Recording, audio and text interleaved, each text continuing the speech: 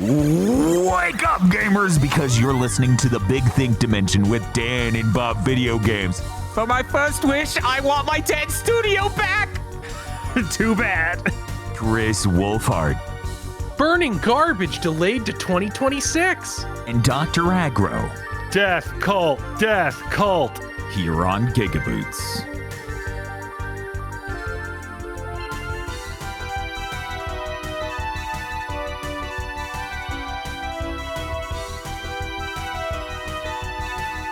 So I went to Costco. Cool. Already people are Okay. looking for the Seek bar. They're like, I need passes. No, they need to hear about Costco. It's great. Did you pick up some of those Chinese sausages? No, I didn't. They have Chinese sausages? I didn't do that. That's what people keep telling me. They had Chinese sausages, and I keep seeing rice cooker recipes where you chop them up and throw them in with some vegetables and an egg, and you make Yeah, that sounds great. kind of fried rice just in the rice cooker. I don't think I've encountered Chinese sausages. I never thought about that before. I need to look for these. I was disappointed because I couldn't find the coconut rolls anymore, which I think were Really? Yeah. I think those are Sam's Club because I saw them at Sam's Club last week. I might have got those at Sam's Club. Tosh was pointing at them last night when we Okay, went. maybe they sold out and they got them Or more they back in. shuffled them to somewhere you weren't expecting. Right. I found weird chocolate dipped ones, and I was like, these are more expensive. They're good, but they're not is good enough to deal with them being like twice the price. Yeah. So the reason I brought it up, I go to the Costco while it's still woke. For now. And I get some groceries. I got a ton of sparkling water because it's way cheaper there. The Spindrifts are way cheaper at Costco than they are anywhere else. So I feel like garbage if I paid full price for Spindrift. Mm-hmm. They got some good low sugar, like dark chocolate peanut butter cups. Those are great. They got some nice like salted caramel chocolates where the inside is just salted caramel. It's got the there's this third thing, because this was my trio of snacks I would do to carry me through a moment where I'm just literally not eating, aka all of podcast day until it is done. And I thought what I picked up was a cool strawberry yogurt covered strawberries, Okay, yeah. like little gummies. Now, there's a part about it where I looked at the image on the cover and I didn't realize the weirdest part about this. I'm going to punch in so that way people can. If you look closely, you can see the gummies inside are cubes, but the outside is trying to be a sphere of yogurt. So you can see the separation on it. And so it just comes out as a lumpy cube. Huh. It's the weirdest part of this is that it's just a cube with a lumpiness to it that is the yogurt part, and it's pure gummy. This isn't a strawberry. They can't hear that. Good. I can hear that you subscribed on the Dan Punch-In screen, but no one listening to this podcast can hear it. They could see that, though. Weirdly, we can hear it too. Yeah. Where's my X-Files stab? I like the crossfade here. One moment. Anyway. They're fucking weird. Do you want to try one? Sure, I'll have And one. Are you enjoy? There's like a couple left. Anyway, it's just weird. It's just weird. Oh, they're That one's tiny. weird. The other two things are great. Yeah, they're super tiny, and it's just a fucking cube that they lightly covered in a yogurt, so it's not cube shaped anymore, and it's also not spherical. Yeah, I wouldn't buy them, no. I'm geometrically vexed by the snack I've bought, and yes, I also, now that I've had them, would not buy them. But if you're looking for shapes that'll upset your autistic friends, food that comes in shapes that'll upset your deeply autistic friends, might I recommend, what the hell is this thing called? Nature's Garden Probiotic Strawberry Yogis. Jesus. I don't know what's worse, the shape or that name. I don't know. I don't know about that. I played over 6 hours of Avowed after the stream. Why? Okay. What is wrong with you? I That's needed cool. to know. I needed to know. I have some images to go along with that. Bomb. Yeah. I feel like you have a lot to say about Avowed that you need to get out and communicate to our listeners. I'll let you do that while I need to surprise everybody with a fact about Avowed right now. Okay. They completely redid the damage in the day one patch. Of course they did. So now now you just deal massively more damage than you did when you guys played through the game. Yeah, of course. Like playing that game, it was just insanely obvious that it wasn't balanced right at any level. Yeah, we kept talking about, like, I would be surprised if this isn't the first week. It will definitely be the first month. It will definitely go through 3 overhauls at minimum before it hits the PS5. Yeah. Yeah, I don't remember how many times they completely overhauled Pillars of Eternity's mechanics. It was a couple. Mm-hmm. Like, I think there was at least 2 like complete overhauls to the point where it's like, I can't go. But it's been like 3 or 4 months since I played this. I have to start over. They completely redid the mechanics. So, as we've been saying a lot, early access versions are you paying the biggest price to have the worst version of a game. Yeah, no, that Or was even launch now. Mm-hmm. Absolutely insane. Yeah, you pay extra just to play literally an untested buggy mess. It's so frustrating. There were so many times playing that game I was like, I don't think they've ever played an RPG before. They clearly don't know what makes one. But Bob, they made Fallout New Vegas. Did they? Is anyone left? That's a valid question. I honestly Some was like, people are left. it feels like they just hired one of the writers and then were like, yeah, we're not making Fallout. yeah. No, they said not making Fallout New Vegas 2. Mhm. It better fucking be a Fallout game. Yeah. No, it's ridiculous if they don't have a Fallout game in production. Man, it sure is just a bizarre thing where it feels like they made something in the shape of Skyrim but has literally no systems going on, so you can just walk into any room and steal everything in the room. Like, there's no repercussion ever. Yeah, there's no like simulation level on anything. Yeah. Everything in the game is to make you stronger because there's no alternative way to solve anything except for the things that are conversational skill checks, which the numbers get so high it's fucking nutty. I hit shit by the end of my 7 hours extra I played where it was like 13, 15. Yeah. You need 13, 15 intellect. And I'm like, okay, I just saved, so I'll load the save file, pay the money to redo it, and then we'll just do that. And then I'll be good at the game. Wow, I'm so good at the game because I loaded my save file. It's really dumb. And the way stats work in general is incredibly broken and obviously going to be changed because it literally, like, as you level up, the level ups get worse. They give you fewer stat bonuses and you start getting even few, like, you don't even get to allocate stat points at certain points. It's like, wow. In what world should you get weaker as you level up? Like, why do these levels feel less rewarding as you go when they're harder to do? Yeah, to more explicitly outline what Bob's trying to state, it will start skipping every other level for you to get character stat points.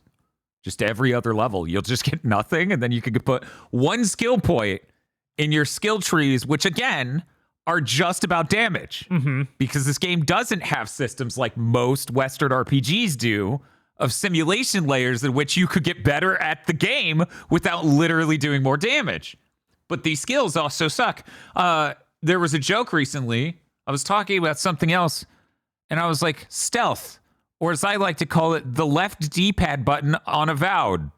Because all the stealth is in Avowed is you popping the ability that makes you invisible. Yeah, and then you get to do 1 stealth hit. Because and otherwise, then you de-invisible. So then you hit the left again. Do you with not the have? up. Do you not? You like don't have a crouch that can so you can steal shit in They have town or high- anything? you don't need to do that. yeah, you just walk up and take Everything's whatever you lying want. around. You just take whatever you want. There's no police simulation level. There's no nothing.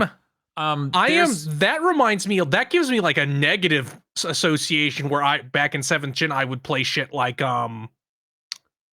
Arcania Gothic 4 and stuff like that, like the really jank tier of Western RPG, and I'm like, this doesn't have anything but the combat in it. Why would I play this? Western RPGs all have bad combat. You can't even be like Two Worlds 2, which has a goofy magic system where you can like summon giant cartoon stars to fall on people and stuff. They wish they could be 2 Worlds 2. They wish there's they could be 2 Worlds 1. Oh, no, I can't believe that. That is incomprehensible to me. they but I'll find out closer to May when I buy 3 months of Game Pass for $30 using a special fucking coupon I found. So there are no like systems for you to get better at anything in this game other than damage output. The stealth is mostly you popping that skill, but you know, whatever you select for your character doesn't preclude you or enhance you at doing any of these things, basically. Yeah, you can stealth up to one guy in an encounter, Right, but and the that's what I was encounter's going going to to say. happen. There's high grass that you can stay stealth in if you crouch in it. Right. But the moment you do anything from that grass, immediate full alert, they know where you are. And If you use a bow, would it happen? Yes. yeah, I wonder. Oh, like the back half of this game is nothing but combat rooms. yeah, that sure sounds like a modern attempt at making a Western RPG.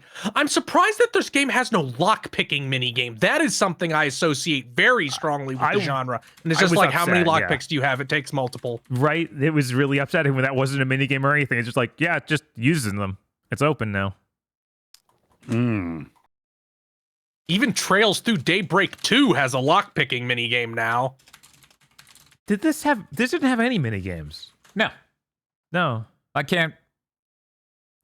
This stream was 24 hours long. I had a really great time streaming this. Like, genuinely, I was delighted to do this. I don't remember a single alternative gameplay style than our combat. Yeah. They really went all on that combat, and the combat's nothing special at all. And of course, it's horribly unbalanced, as we talked about already, which they already are fixing. Okay, we need to talk about something. There are stats on weapons.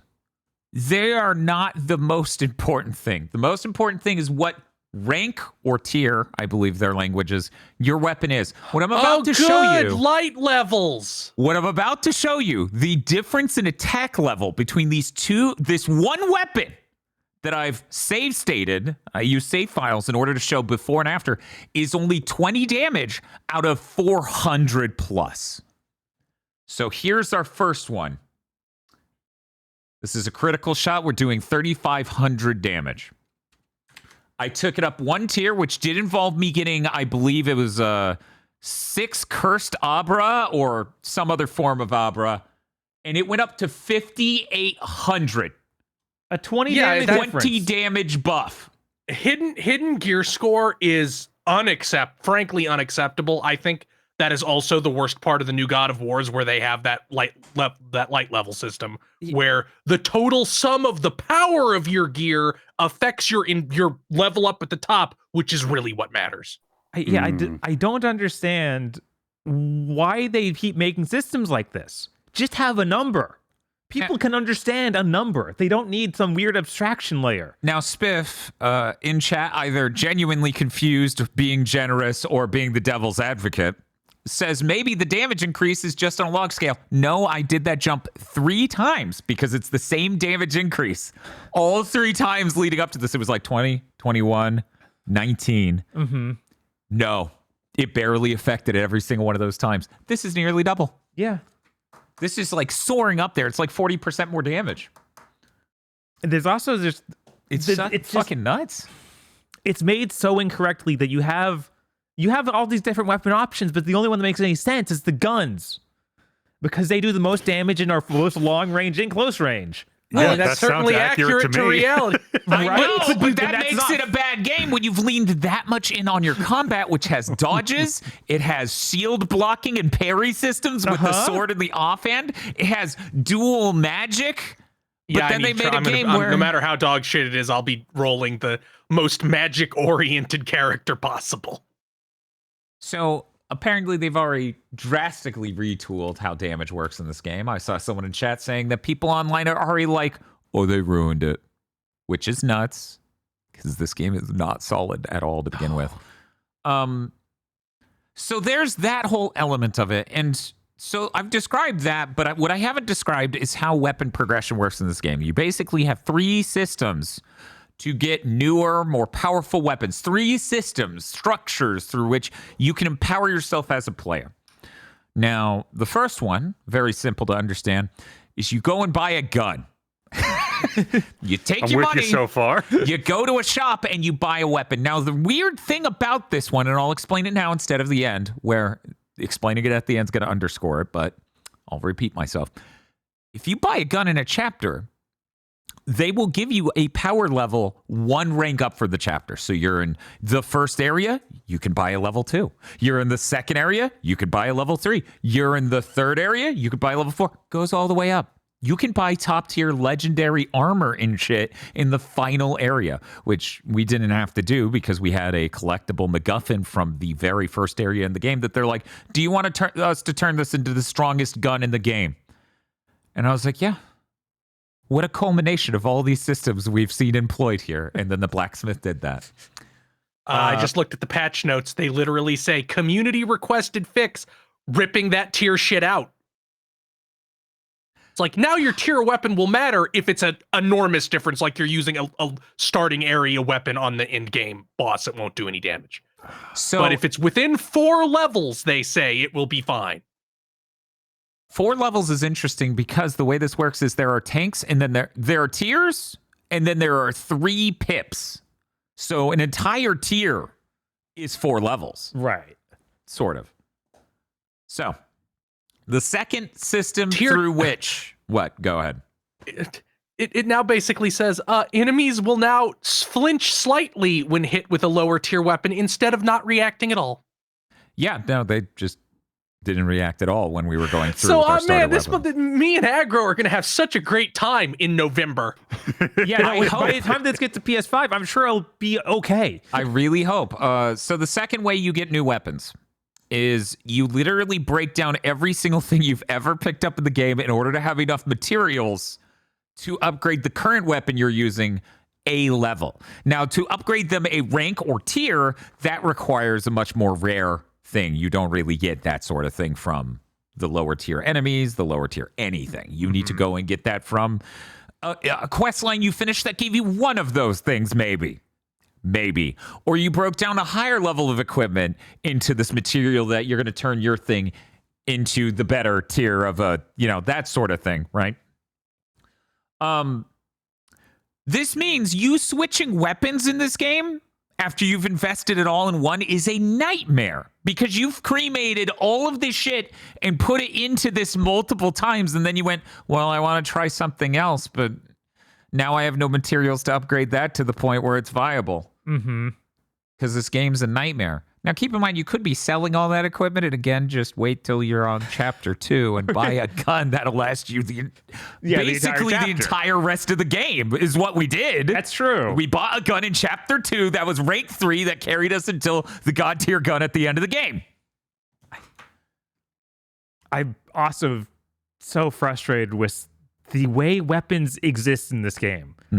Because it's just, oh yeah, there's gun, sword, spear. There's just one of each of those that levels up.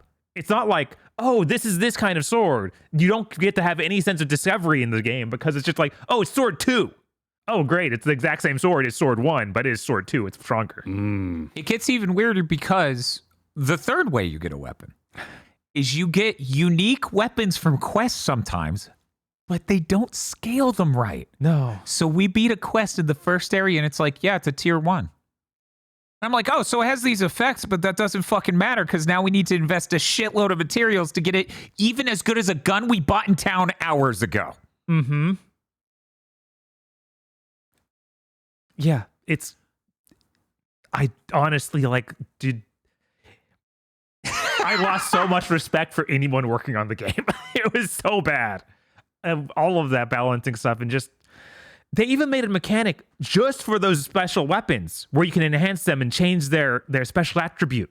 It's like, yes, if you're going to have this much stuff going on with them, maybe that system is just be on all the guns instead of only these 5 weapons that are in the game. Yeah, the uniques. Yeah. So for me, one of the most frustrating parts of this game is that there's no enjoyable part to empower yourself as a player. Because I already described the 3 levels on which the weapon system doesn't really work well or smoothly or allow you any flexibility.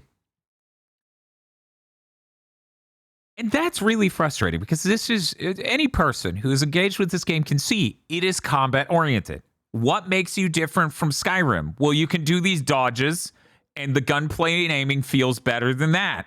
Right. Which isn't saying a lot. It's this genre. It's not the world simulation. They put monsters in the world, creatures you can't kill or do anything with ever. They're immortal. They're in the last area. I know because of the 7 hours I spent, I just stared at it and went, I'm pissed you're here. They made you and you're just living here and I don't know what it means. What does it want from me? Oh, yeah, and they also have ladders that work. Wow. That's their amazing... Flex on Bethesda. That's their amazing flex on Bethesda.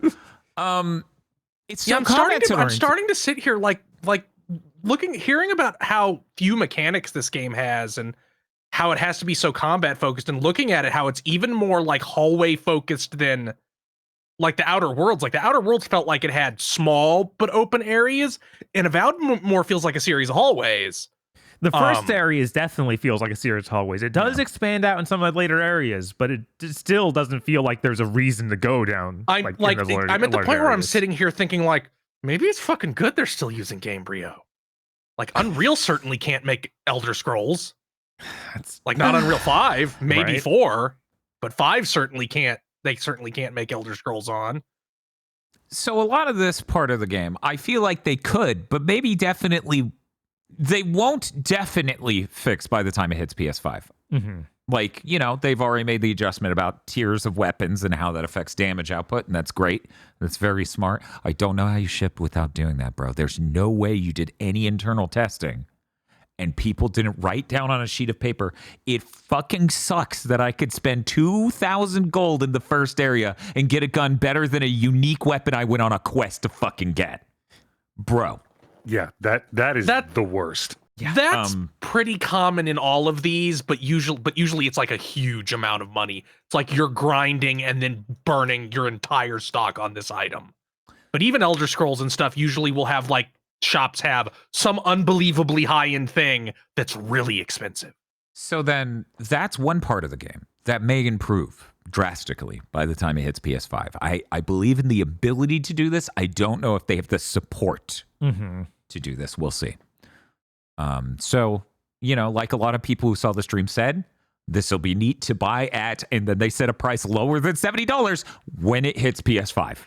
When it hits PS5 and it's a price lower than $70, it was all over the place. Some people said $50. Some people said $20. I really hope both those things happen at the same time. Oh, that would be sick. Yes.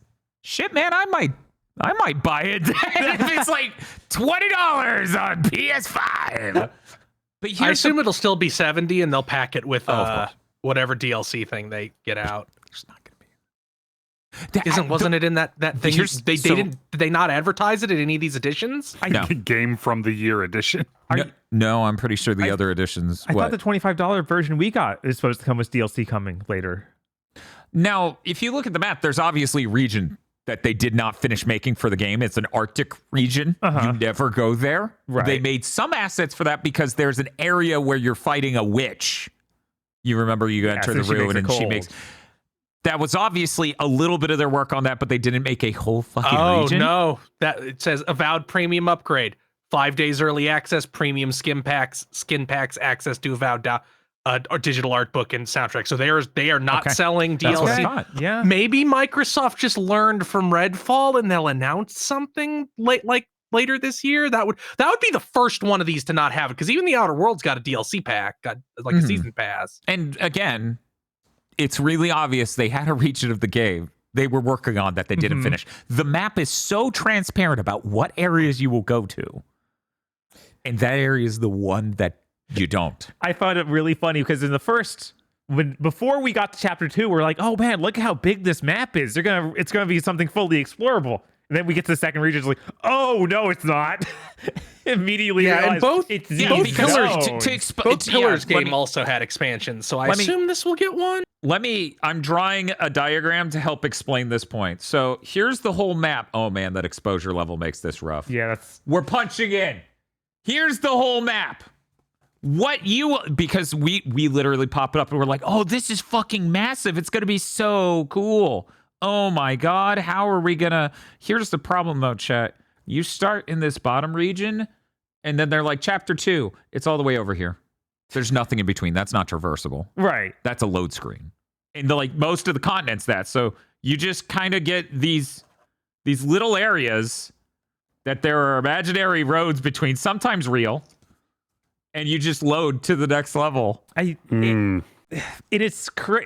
drove me crazy, and you too, of like, we leave through the right side of the map, through the east exit. Oh my fucking God. Okay, so we're in the first chapter.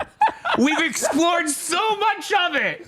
And we work our way to the East Coast. It's an important plot buildup. Okay, we're gonna leave through the east. We're going that way.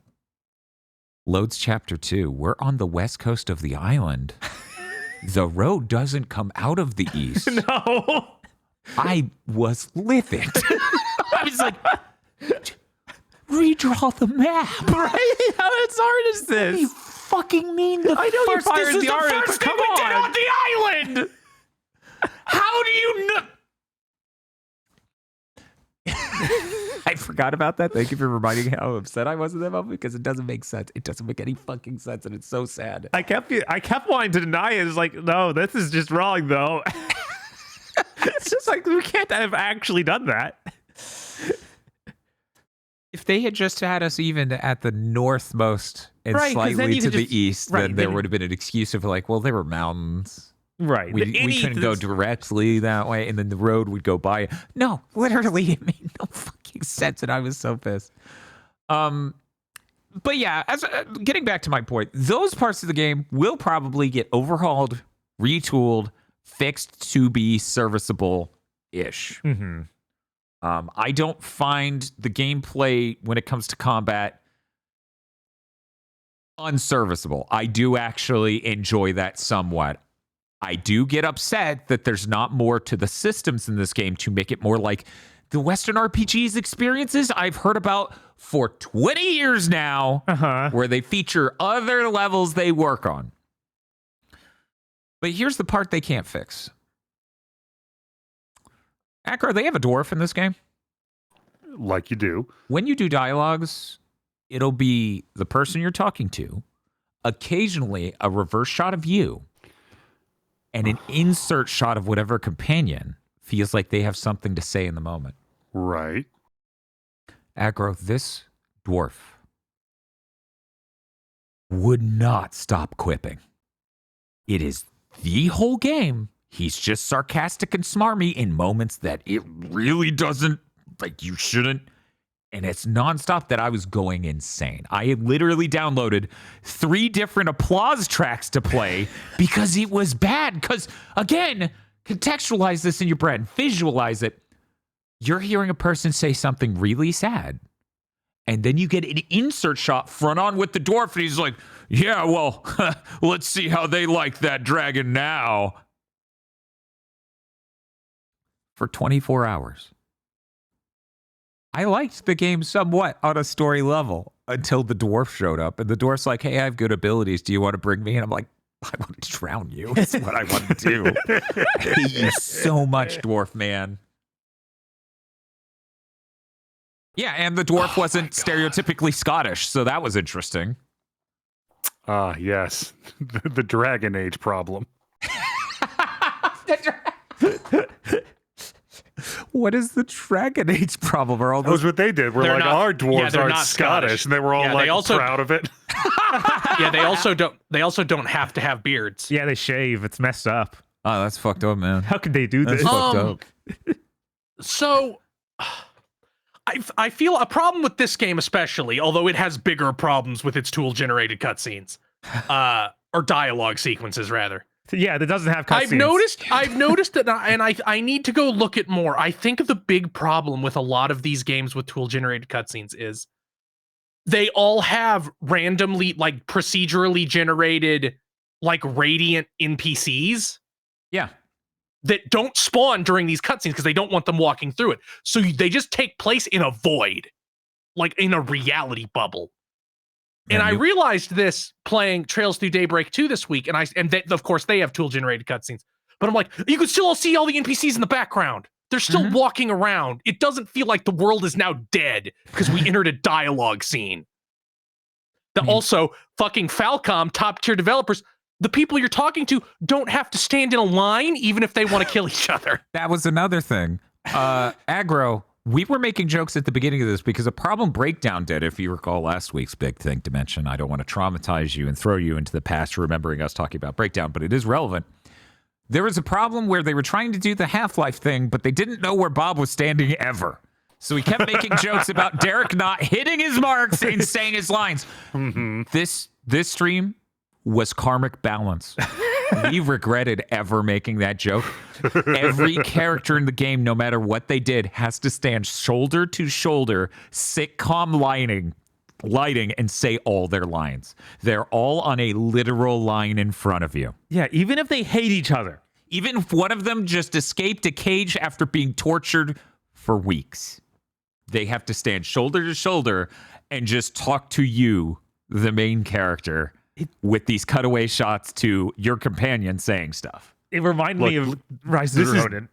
This is deeply hypocritical. I think if you don't have a problem with lined-up turn-based combat, you cannot have a problem with lined-up turn-based dialogue. Honestly, the thing that drove me insane... Real quick, let me just... You might notice when you do lined-up turn-based combat, everyone's on the same team. On that line, and that the bad guy doesn't slip in accidentally. Right? Okay, so if we're gonna say, are we saying insane pedantic things now? Is that this section of the podcast? Because I have one. Yeah, rip it. Let me get it out. If you have a problem with people calling things Souls-likes, don't use context of other games to explain mechanics either. It's not detective vision; it's search mode. Yeah, so I don't.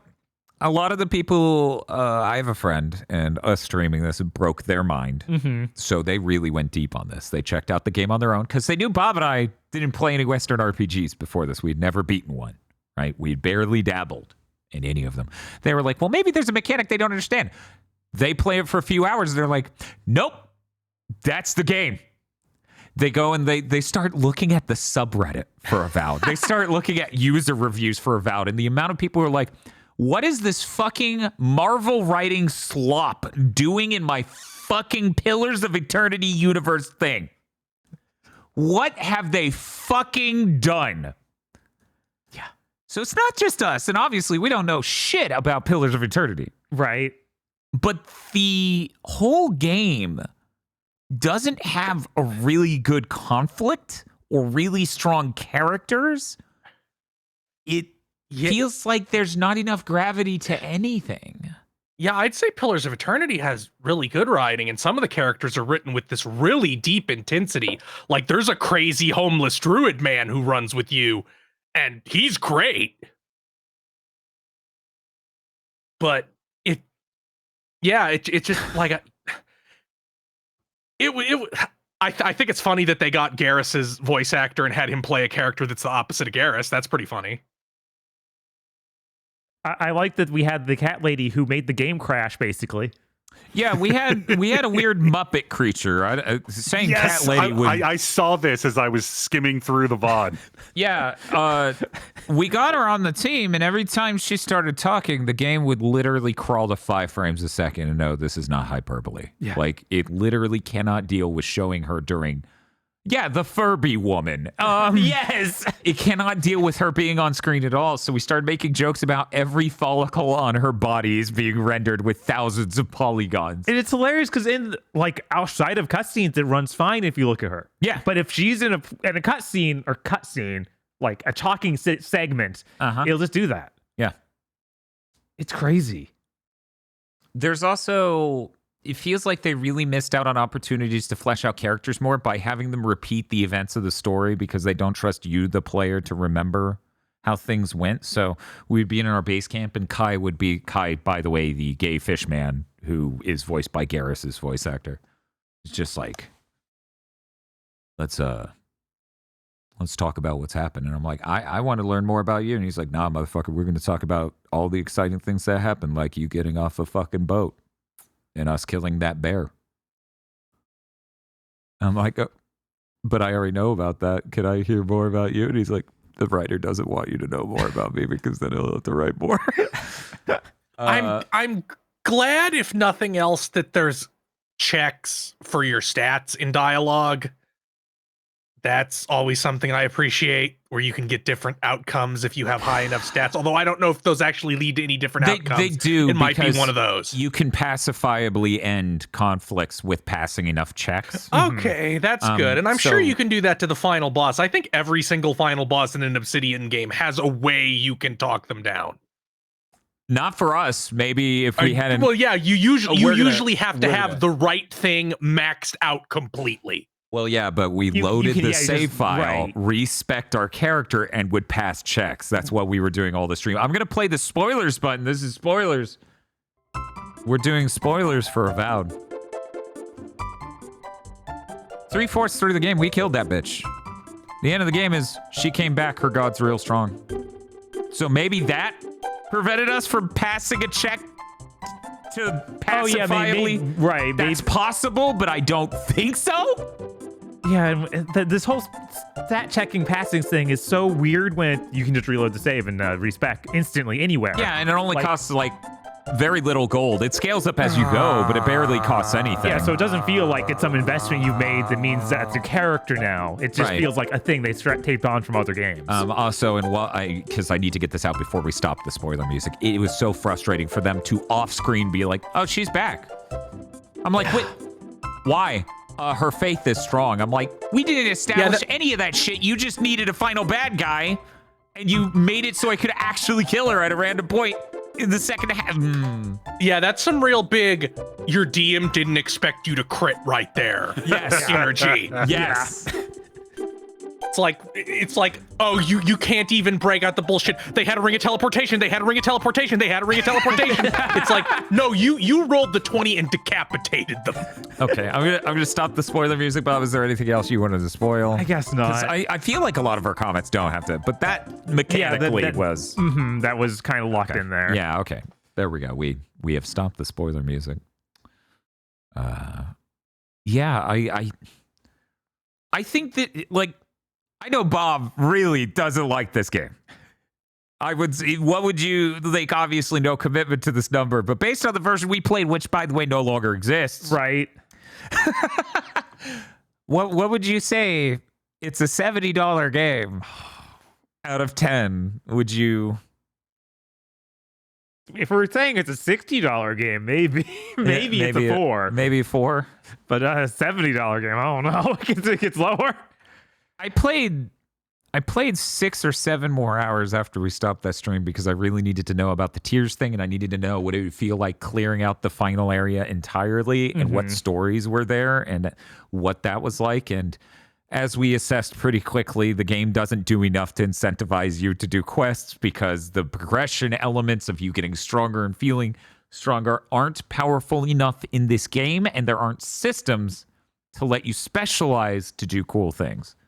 They solved the problem of, oh, that Deus Ex 7th Gen game didn't properly make it viable for all the different ways you could roll to solve an encounter. We solved that. There aren't different ways to roll to solve an encounter. And that Deus Ex game, I think, eventually did patch Yes. in ways to solve it. Yeah, I In the remember when it first came out. director's It's like, cut, I think, just spend 2 points. Just spend 2 points on the you shoot a million bombs everywhere ability. That just kills bosses. The sad thing is, I think the director's cut is one of those cases where it kind of makes the game worse because it injects the DLC into the main game in a spot. Oh. And I think usually, I feel like every single time that happened in a game, it made the game worse. So what I'm going to say here is I enjoyed playing it. It needs more depth. The experience of playing this literally just made me go, wow, is based on what I'm playing here and how I feel about that relative to Skyrim and other Western RPGs, is the Outer World secretly like pared down Borderlands? Like what's going on over there? My brain does this math, like Skyrim is to this as possibly, instead of Fallout to that, the Borderlands adjacent movement.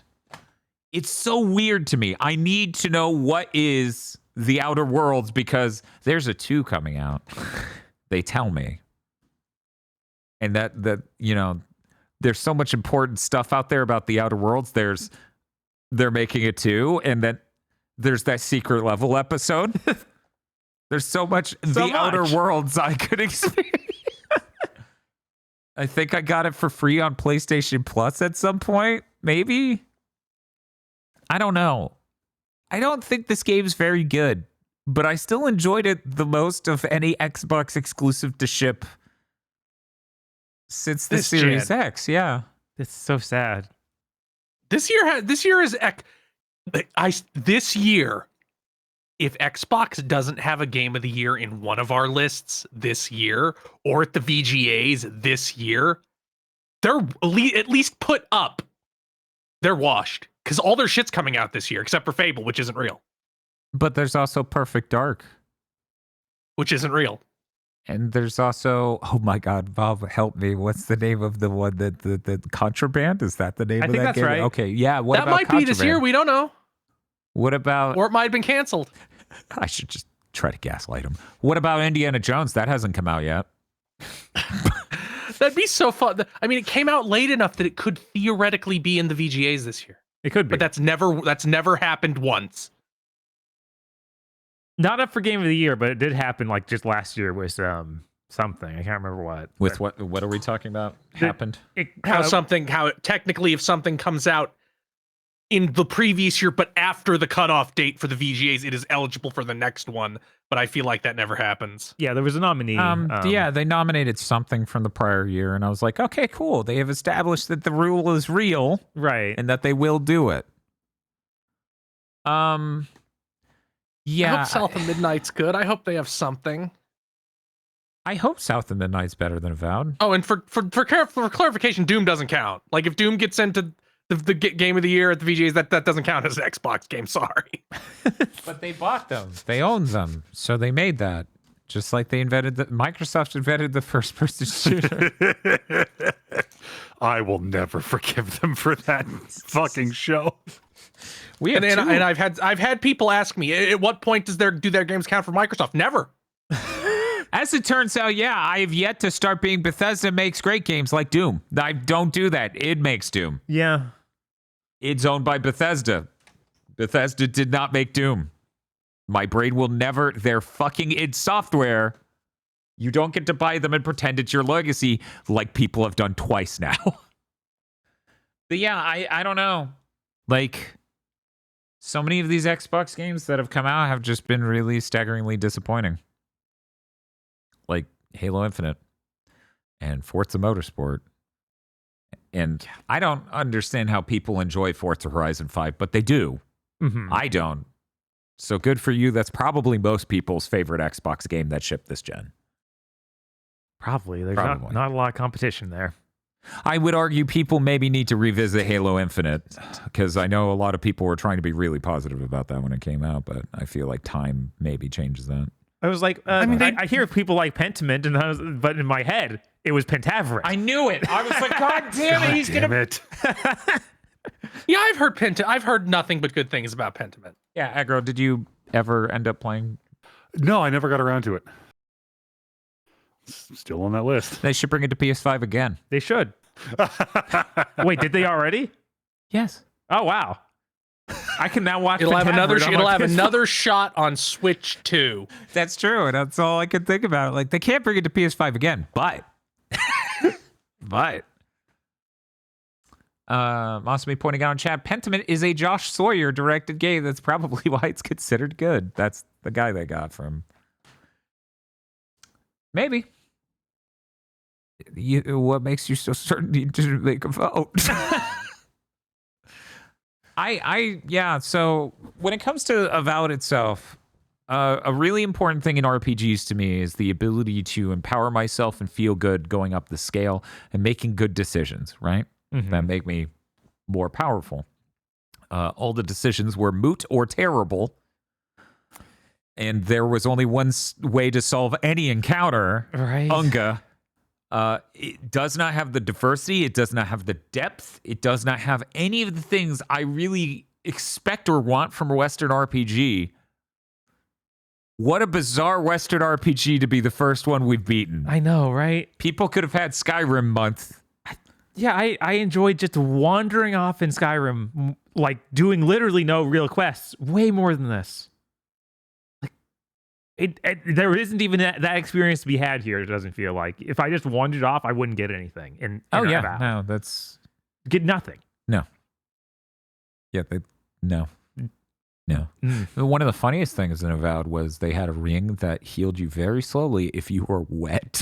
Yes, that was the most interesting thing we found in the game. So we would find a puddle and sit in it and gain the tiniest amount of health back. And we kept doing this for a while. And then Bob and I were like, this isn't scaling at all. Right? This is terrible. That was a problem with so many things. Like they don't scale up right. Oh, Like, yeah. there's- You find a new region on a map, you get 20 experience at both the beginning and the end of the game. At the beginning, that's a ton, and it's really weird. And at the end, it's literally nothing. So why are you still doing it? You get hand grenades. At the beginning, they actually kill stuff and work like hand grenades that you expect in a shooter.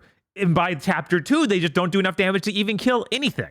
Yeah, in a best case scenario, it just makes them ragdoll so they can stop beating your ass for a second. Right?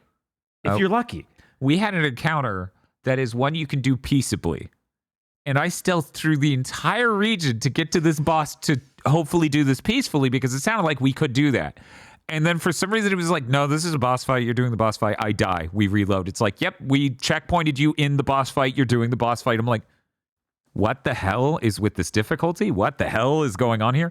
And then chat goes, I don't know. Maybe one of your partners hit a dude on the way in. We're like, okay, roll back the save file. We roll back the save file like 12 minutes. Mm-hmm. We run through the entire region again. This time they're like, oh, hey, hi. What's up? We're good. Okay. All right. Neat. And I think that may be the only thing in the entire game that's like that.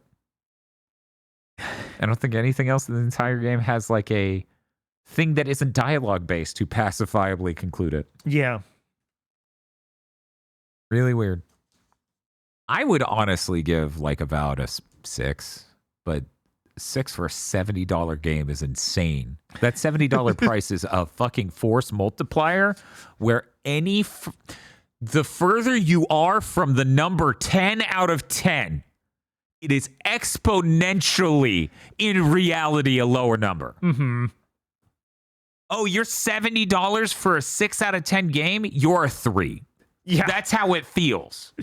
That's a $70 game. So that's how it feels for me, where I'm like, yeah, different price point. You redo the damage scaling. Like, it's fine. I think it's really sad that this is how this went. This was the most excited I've been for a Microsoft game in forever, because Halo Infinite immediately didn't look good. Yeah. Once they started showing the actual game. Yeah, no, it's they fixed it up. They put it on PS5. There's a price drop. Absolutely.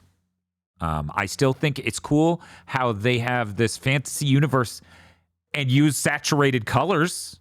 That's neat. Strong purples, lots of teals, lots of cool crystalline stuff.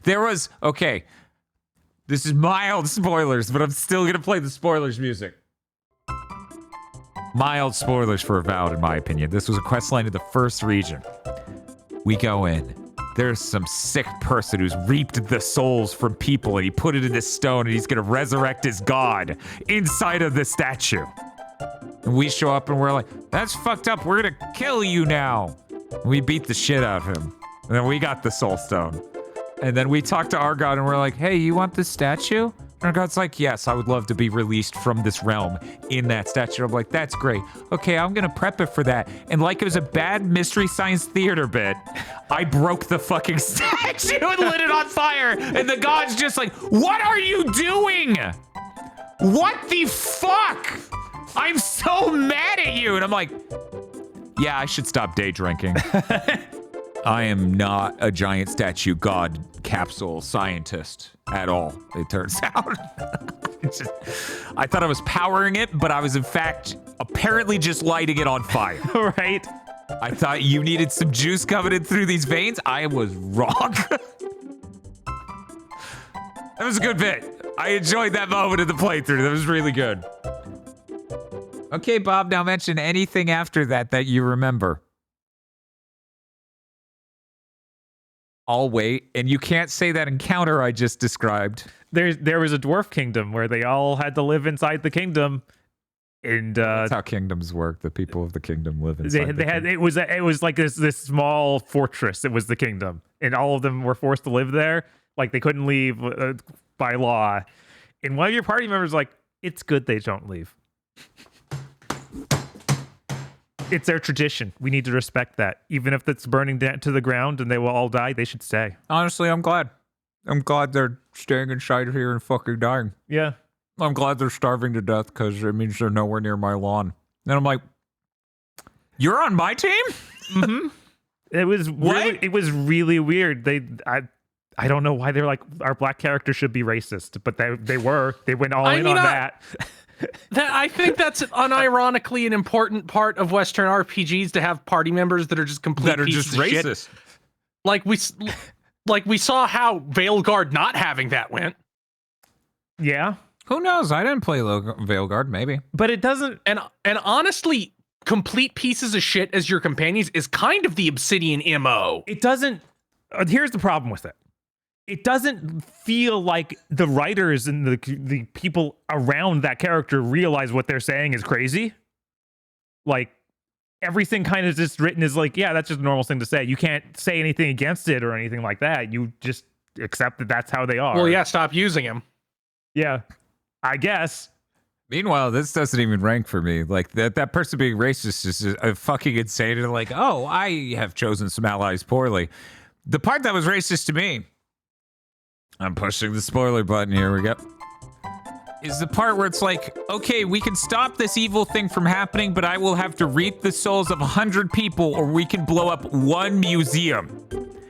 And we were like, well, yeah, we're not doing 9/11 to save a fucking museum. Fuck that. Blow up the museum. Everyone in our party treated us like we were giant assholes for doing that. Yeah, I honestly was like, the way they were talking, I was like, certainly this idea to blow up the museum somehow involves killing people too. I just couldn't process the post. Our party member was like, no, blowing up the museum is a huge historical problem. It feels like that scene in fucking the Clerks cartoon where Dante just goes, in this whole building in the shape of an L, what, in case you forgot your name? And then Leonardo's like, that is too far. And Randall's like, what the hell, man? After what Randall just said? Yeah. That's what it felt like. I felt like I was insane. I'm like, so the correct answer was to indiscriminately kill 100 people from across this region too. Yeah, it made no sense. And then at least with that one later, we found out, oh, the other two party members would have hated that. Like, yes. They actually... No, back at camp, they were like, just so you know, that plan sucked. And I'm like, then why didn't you fucking have my back? I'm out here getting gaslit into thinking 9/11 would have been POG. No, we need to kill them all. That was so crazy. Yeah. Okay, I'm done dying. Anyways, I had a great experience playing Avowed. Not often do we play something that is like so uniquely itself. I don't think we're gonna play another Western RPG anytime soon that is so blatantly Avowed. Unless The Outer Worlds is blatantly Avowed. I want to know. It might be. I don't know. I want to know. No one knows. All I do know is that I scrolled through a bunch of that footage and I kept seeing you shoot that gun. And then I saw you reload it and I saw a ramrod on screen. And at this point, I will take what I can fucking get. 10 out of 10. I'm really excited for it to inevitably come to the PS5 and you get to play that much better version. Oh, yeah. I too am excited for that. We forgot to mention it. So you got to see a lot recently with people finding out about Monster Hunter Wilds requiring its things that it requires system spec wise and the TAA and everything. People being like, why do modern games look like this? And we were like, you fuckers were asleep 2 years ago. Immortals of Aveum tried to be the poster child and warn you. We're kind of seeing that again with this. The entire game looks like Immortals of Aveum and how it's breaking up a lot. Yeah, no, it turns to goo. Like, its performance is better, and it's not quite as gooey as Immortals of Aveum, but it's not gooey. It's definitely exactly. And I just thought that was amazing. I was like, the Immortals of Avium's devs, they were the front runners on using Unreal Engine 5 and they died. And there was no salvation for their death. No. No one was saved. No one learned. Every time we play one of these, I just think back to those Digital Foundry videos they always make of like, here's the guy walking around insanely slow. It's like, yeah, that's the only way this game looks okay. Just if you slowly pan the camera. Yeah. Because otherwise, it's a mess. Yeah. In this game where it's actually just a first-person shooter that's very fast-paced. It's like... And it's even weirder because I know John was like, well, on PC, this image quality problem solved. And then later in the video, fucking Alex Battaglia is just like, the PC version's a nightmare. It cannot run smoothly. If you want to lock down a solid 60 frames per second, you literally need the best PC money could buy and running at 1080p. And that's the only way you can lock a solid 60. Without dipping below that. I was like, that is insane. Yeah, That's quality future proofing right there. right? Sure. Yeah. This Oh, yeah, and industry. also people making mods to help other Unreal Engine 5 games run better are already making mods for this on day 2. Where they're just like, I have experience using Unreal Engine 5. I can change these sliders and it'll fix it. And then my friend's like, didn't fix it. I'm Yeah. like, well, maybe it, I don't know, whatever. You should probably I mean, stop every reading the game subreddit and shit. Every game improves performance dramatically in its first year now because they just release before they do any of that now. Yep. And they want you to spend $70 on it. Yeah, I wonder why the sales of all these games is going through the fucking floor. It's a mystery. We can't solve this. So anyways, I'm extremely glad we played Avowed. This week's stream will be drastically different. We're doing some 6th gen action games that could not be further apart. So, your Devil May Cry 3 Switch, your Ninja Gaiden Black, your Zone of the Enders 2. We're gonna have some real great stuff this week. Some might even say Kino. But Bob, did you have anything Chat else you won't wanna- say that because they're not allowed. Yeah, I know.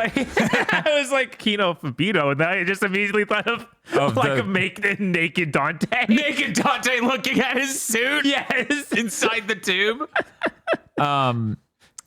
Yeah, so I'm really looking forward to that. I had an awesome time last week. I'm sorry, Bob.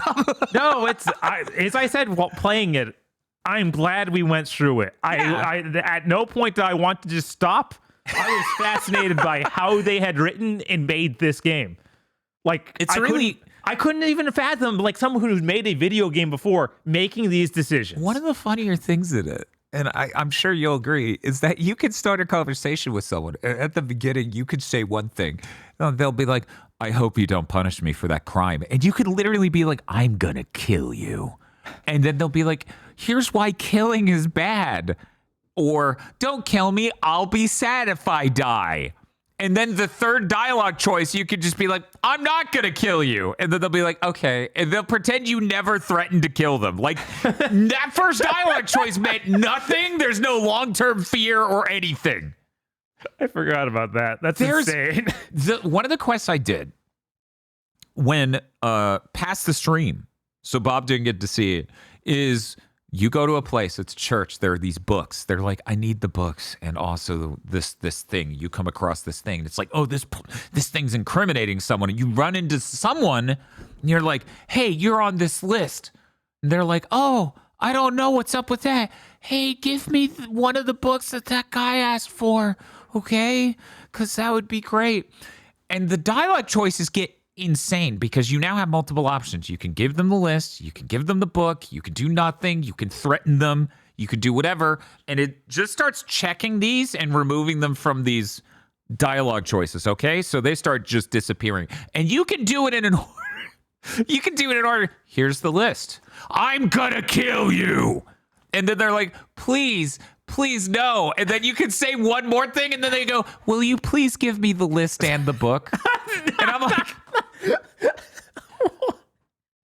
or will you please give me the list and maybe also the book? And I'm like, I already gave you the fucking list. These dialogue choices aren't aware of the states they could be in. Mm-hmm. And the expression on her face as she said this drove me insane. Yeah, I would think that the smaller scope would help lead these to be less buggy, but it seems like that is not what has happened. I also remember the Outer Worlds being really buggy at launch, but now they're owned by Microsoft. They have theoretically infinite resources. Yeah, everything got fixed. Yeah, infinite resources for QA, for concept ideation. You know, they have all the resources in the world. Now, Starfield basically bombed as far as Bethesda Game Studios games do. But I don't know if it actually wasn't buggy like they said, or if nobody gave enough of a shit to catalog any of the bugs in that game. I genuinely don't know. Oh, Starfield's had bugs. But they said it was the least buggy one ever. They might be, and I have no idea if that's true or not. I don't know. That doesn't sound easily falsifiable. Yeah, Right? I know. I mean, I always heard from people that game was buggy, but like all of them are. So I don't. Yeah, if anything, being a series of isolated zones that you load between probably made it easier. Probably. Considering there's no world simulation, nothing affects anything else, and there's no open world because you gave up. Now, this may be a spoiler in chat, but someone says you had to trans your gender to fix a glitch. Was that like a story event? They hit you with the in ray? Avowed or in Starfield? In Starfield. Oh, man. But every time I think about Starfield, I'm like, wow, Bethesda really made a game laser focused on breaking the spell Skyrim had on people. Yeah, Bob's Like, prophecy had to come true. I've never seen a studio be like, here are our strengths, but using our strengths wouldn't be true strength. Right. We have to make a game that is nothing but all of our weaknesses, and like, so you can improve them, right? And they look at me like Anakin. It's like, so you can improve them, right? It drove me crazy as an Avowed. They have all these crazy races. You have to be a human or an elf. Yeah, I was really Aren't you upset. like a I was thinking Godborn? so. Yeah, that you means get the mushroom accoutrement because you have godlike features, but I was just devastated that I couldn't be a cat person or something cool. right, or a fish person. Wow. Yeah. That is horse shit. Yeah, I was really disappointed by that. I didn't know that. You also have to be a mushroom one. That's kind of weird. Technically, you can tell it to not show them in case that bugs you, but everyone in the game will treat you like you have the mushroom shit Yeah. because it's a plot point, and they I want I wish you could be the bird ones that are in Pillars of Eternity. Oh, Where there's you're like, ones where that you aren't have like, mushrooms? oh yeah, there's like ones that were there's ones that are like you have one that's like her hair is all like feathers because she's an avian godlike, and I think you have one that's like a shark person. And we got maybe mushrooms. Mushrooms? or maybe they're like or maybe they have like tentacles on their head. I forget, but there's a bunch of different kinds, and like there's elemental ones, like this person's on fire. This person's made ice. I could have been Johnny Storm. Right? And instead, I intentionally made our dude look like he fell into a fishbowl, and all the shit that someone stuck in it with the pebbles and the fucking coral reef was just stuck on his head for life. That's what we did with this guy, and we dyed his hair blue. It was beautiful. Because the gimmick, because it's godlike, because you are a mortal that is akin to one of the gods. So each god has their own godlike, which look different. So I guess the plot was you are the godlike of this unknown god or this lesser known god. So you have these features, I guess, is what the gimmick was. So I think the last thing I need to comment on here: in no world would we ever pay money to get access to Avowed early, except for the exact thing we do for a living and why that stream was exciting for people. And now, because of this, the extra added benefit is we get to crystallize and document all of these things about the balance at its early launch that are simply not true anymore. If you are looking to enjoy a game, if you are excited for that game to be good, the worst thing you can ever do is pay money to get it a few days early. Yeah. Anything else? No. I got all 100 characters in Warriors Abyss. Good Lord. Warriors Abyss. This is fucking great. Gets you real high. My number went up. I'm real strong. Lubu whips ass. He Game's should. great. You go between the kill rooms, you kill a bunch of dudes, you get all your generals to predator handshake and make each other stronger. You max out your ability to make every single person frozen if you hit them at all by maxing out one of the stats. It's real good. The game's great. Fantastic. Easily going to make my top 10. Unless, how many launch titles, Nintendo? Right? Is it 9? Yeah, we shit talk $70 games so much, but I just know that I'm gonna have to put on my fucking cleanse and be like, sorry guys, I bought 5 $70 games at the Switch 2's launch. Yeah. Yeah, it's a real concern. I mean, like, what's the difference? These are Nintendo games, so they're done. yeah, that is the fucking difference, and that is an important fucking difference. It is. In fact, they allegedly delayed the fucking console so these games would be done. How smart. Weird. There is clearly some sort of internal policy at Nintendo, like, people need children 20 years from now in the burnt out husks of the earth need to be able to put a retail copy of our game into their cobbled together Switch 2 and it work. Yeah. Yeah, I don't know. It's really crazy that's the Although case. they do, have any Nintendo first party games had the download data required thing? I don't think they have. I don't think so. They have, and second party games don't even get updates. Right? Do. Yeah, because I only think that happened like was Mortal Kombat, NBA, and like one more. No, there are a few more. It's stuff like Doom. Yeah. Yeah, ports of really big, ambitious things. The Witcher. Yeah, there are a lot of things that are like, fuck you, download the rest. Yeah, I don't know. I think that's it, though. I think it's like 5 or 6, and most of them are these way too ambitious ports. Yeah. Yeah, Warriors Abyss, it's real good. Gets you real high. Highly recommend it. You don't have to be a Warriors fan.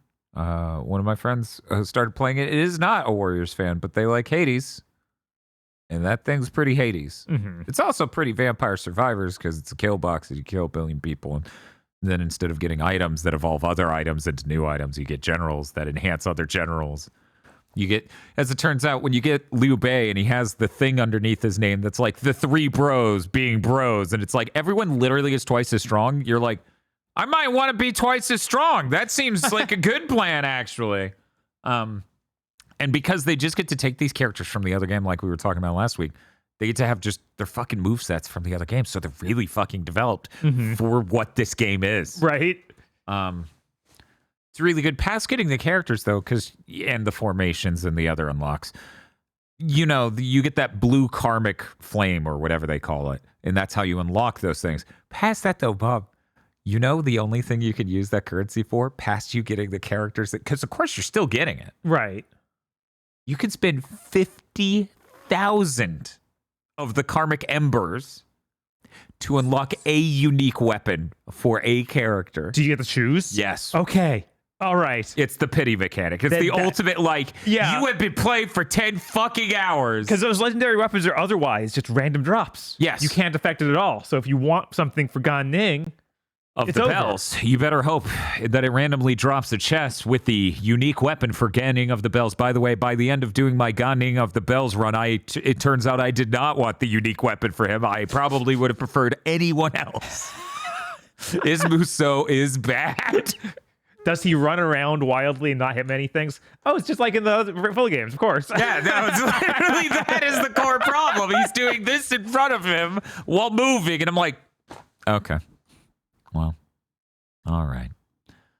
There's also a mechanic in that game where it adds your levels you gained on a run for each character to a total for them. And then every 50, which it does it once at 50 and again at 100, it just permanently raises their stats for every run. It just has a cumulative, like, how many levels have you gained as this dude? And it just adds it up. So that's another way you can power up. That game's fantastic. Them trying to sell DLC costumes for $35 is the pinnacle of insanity. Yeah.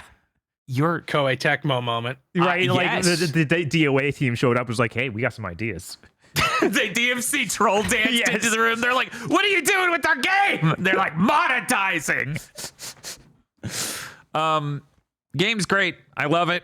I feel like I'm almost done playing it, which is great because then I can go and play Dynasty Warriors Origins and Blade Chimera. And some people have shown me a very interesting looking game on Steam called None Holy. Seems pretty much like Warriors Abyss. I bet it'll be just as good, and it is only $8. You might have to turn off certain filters on Steam to look at it. It's like the word unholy with none at the beginning. It seems like Hades. I bet it's just as good. Anyway. Yeah, Hades is that big update, but none holy. Come on. We but come on now. Yeah, Who wants that? You know you don't want to actually play Hades 2 yet. The full update, the full game isn't out yet. You don't want to just play this update. You want to wait and you want to play none holy right now. That's what you want. Astrobot did their speedrun level that Bob talked about with the time-stopping mechanic. That's one of my favorite mechanics of the game. They built the whole level out of it. I'm ranked 240 on that leaderboard Nice. in the world. That feels pretty good. But they also did the Pro update. And since I had people coming over to watch a thing anyways, I thought, well, I have these two consoles. They're both hooked up. I should do the PS5 normal versus PS5 Pro test from a room full of people. And again, it was about 2/3. Could just barely eke out, barely, which one was the $250 more expensive console. You gotta sit really close to the TV for this shit to really land for you. Like Yeah, no, I was pinch zooming on a phone 3 inches from my eye. Yeah. I'm sitting maybe 5 feet away from my TV. That's not close enough. TV 65 inches. You literally have to be the stereotype of a kid sitting too close to their TV as a child in order to. Is that meme still around? Is that still a thing? I don't feel like know. it mostly I feel was like with that- CRTs because they're Right. like, oh, it's just gonna melt your brain or something. Everybody's asking which one was that. Well, first off, I feel like I need to immortalize this for big things of the future because just saying which one it was doesn't really do much, right? I gotta show them, right? You gotta show them which one, what the two look like, so that way the people who are watching this, the people who aren't in the Discord, get to look at it and make their own call before I say what it is. So I'm pulling them both up real quick. Yeah, it's with all these Sony ones, like, you already look good. You weren't the problem. No, The problem was Ninja Gaiden 2 Black. The problem was Avowed. the problem Which is is on your Avowed console, lights, which it's not. Give it 10 minutes. Okay, Sony. So here we go. I'm pulling it up now. Here's picture 1. Here's picture 2.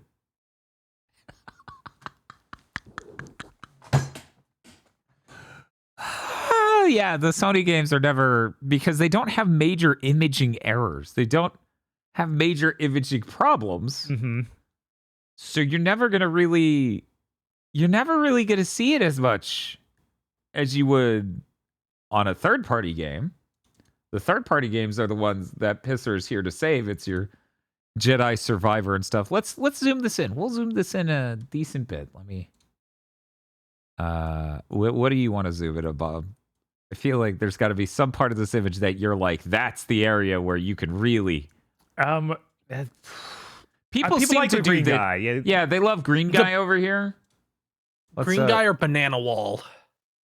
Yeah, green guy or banana wall sounds good. We'll start over here with green guy.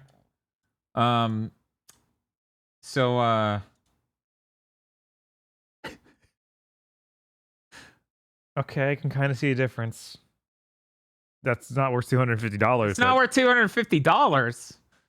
Then what am I doing? And this is zooming in on a monitor in a video feed that is right in front of everyone's faces. That's not how, on a still image even, that's not how people look at this shit. This people look at it on a TV across a room with a constantly changing image. So if you're struggling to do this here like this, what hope do you have of seeing it from a decent enough distance? How's that? Is that lined up pretty good? But yeah, as you can see, this is a little bit blurrier around that green guy. He's got a little bit of image artifacting if you look at him. That is them blurring it across multiple frames. And then here it's crisper. $250. Uh-huh. A third of the people who answered our poll, where I did an at everyone in the GigaBoots fan Discord, got it wrong. 110 people guessed the wrong one was $250 more expensive.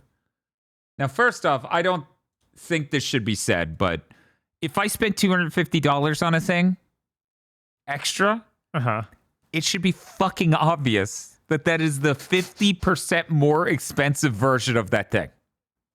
I think that goes for basically everything but high-end headphones, right? If I bought the thing that costs 50% more than the normal, I should be able to just casually point it and go, yeah, it's way better. And then someone goes, oh, cool, great, awesome.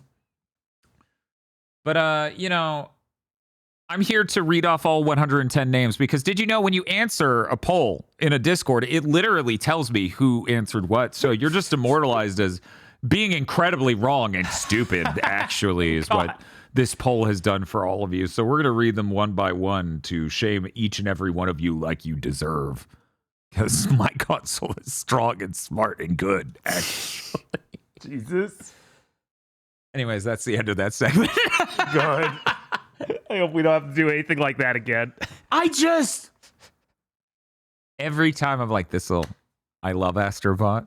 I'm going to do this. I'm going to look at it. I'm going to be like, but you saw, I even fucked it up in person. Because we looked at a hill and I'm like, this hill looks the same on both versions. We went to a different area and then I thought I was on the Pro. And it wasn't until we switched to the Pro that I'm like, oh yeah, that looks slightly bit. Oh, I thought I was on the Pro. Yeah. Anyway. Hey, Bob, what have you been playing? I played some stuff. Like None Holy? No, I didn't play None Holy. I didn't find out that till today. I did play some of the demos for Steam Nextfest are going up early, so I got to play some of them. Oh, okay. So we got like a mini preview of Steam Nextfest here. Did Demon Tide go up early? No. I've been checking like every day. Like, hey, is you one of them? And No, not yet. We have to wait I think Steam Nextfest starts on the 24th, maybe the 27th, it's something real like that. soon. It's getting close. It's real soon. Did they have the weird Banjo Bear thing that we're interested in? The 3D platformer where it's like They did. I did okay. play Ruffy in the Riverside. Okay, cool. Which is as Dan was saying, a weird banjo creature that's 2D characters fighting in a 3D background. And with 3D gameplay, it's like a 3D platform where you play it like that, kind of like the original Demon Tide. Oh yeah, this fucking thing. Yeah. Yeah. Where, in my opinion, he should probably make stony banjo sounds when he moves around. Yes. It has a kind of interesting mechanic where you can absorb textures and put them on other objects. Ooh. But that doesn't feel as versatile as you might think. Like a ton of objects just don't work with it. It's basically like you can put the texture on boxes and certain walls. It's not a wide versatile mechanic. Why? What is the end goal of doing this? A lot of like with boxes, it's turn the box from something you can't break into something you can break. And with the walls, it's often turning into a climbable wall. Oh, okay. That's a cool idea. Okay, I get it. I understand why. I think that there was this thing where there's quicksand and I could show water into the quicksand turn into whirlpool, but that didn't really help me. You're like, oh wait, no, this is bad still. Other than that, weirdly, the movement and everything feels so much worse than I expected. Okay, what about it? Is it like unreactive? Like, is there a really long acceleration curve? No, it's actually like very reactive and feels like there's no physics behind it, basically. Like you just sort of slide around on top of the environment, like unaffected by things. It's very strange. That is very strange. Okay.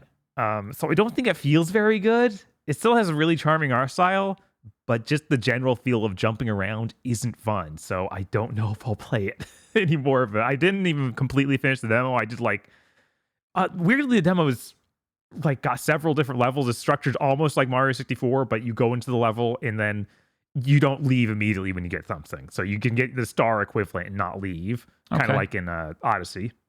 Yeah. But the demo is locked off the areas so hardcore that I don't have a good sense of how big each one is. Oh, okay. Okay. Like you go to a zone and that's like, it just has this giant invisible wall that says demo on it. So it's like a translucent wall rather with demo written on it. They do this for the town, for every stage. So I really couldn't get a sense of what the structure was going to be like when it was completely done. There were some neat mini games I did in town, like the one where it's like, oh yeah, use your absorbing powers to like these people want paintings, so you copy the painting off from the gallery and like put it on their painting. It's like, yeah, that's kind of fun, and it feels more like it's written and designed for very young children. It does not feel like something above that. Okay. So it's not bad, but it's also not really great. I can't look at this guy and not just think, yeah, that's a hoodlum from Dragon Quest. Yeah. It is. Yeah, No, but it he's is. furry now. I think we could probably put him in Scrimbo. Probably. I don't think he even talks. Well, I guess he is implied to talk because his friends all talk to him. Okay. Yeah. No. I think he's a contender. Assuming this game comes out this year. I think it's supposed to. They don't have a date. Weird? At least not. Where's on their Steam page. Pipistrello? I don't know. I have no idea. Chris want Pipistrello. Just start banging on the table. They're probably going to put the demo back out, and that's it. Yeah, it's just listed as coming soon. So That demo was really cooked, so I hope it's this year. Right? Like, that thing was great. Another one I tried. Okay. Neon Inferno. Okay.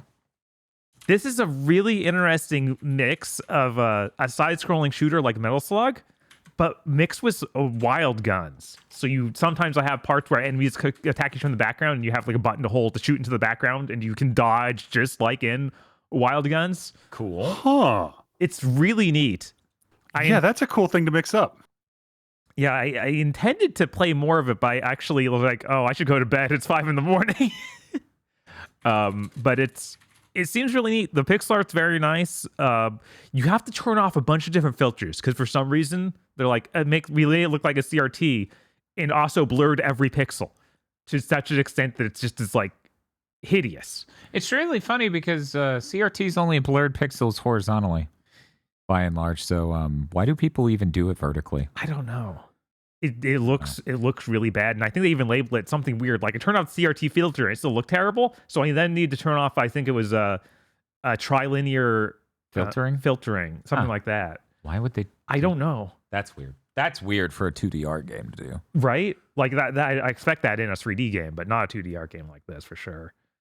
But yeah, it had a lot of fun. It has 2 different characters to play as. They seem to play exactly the same. You have you mostly just shoot guys, but you also have a melee knife that can parry bullets. And if you hold the attack button after you hit a bullet, you can actually re-aim the bullet.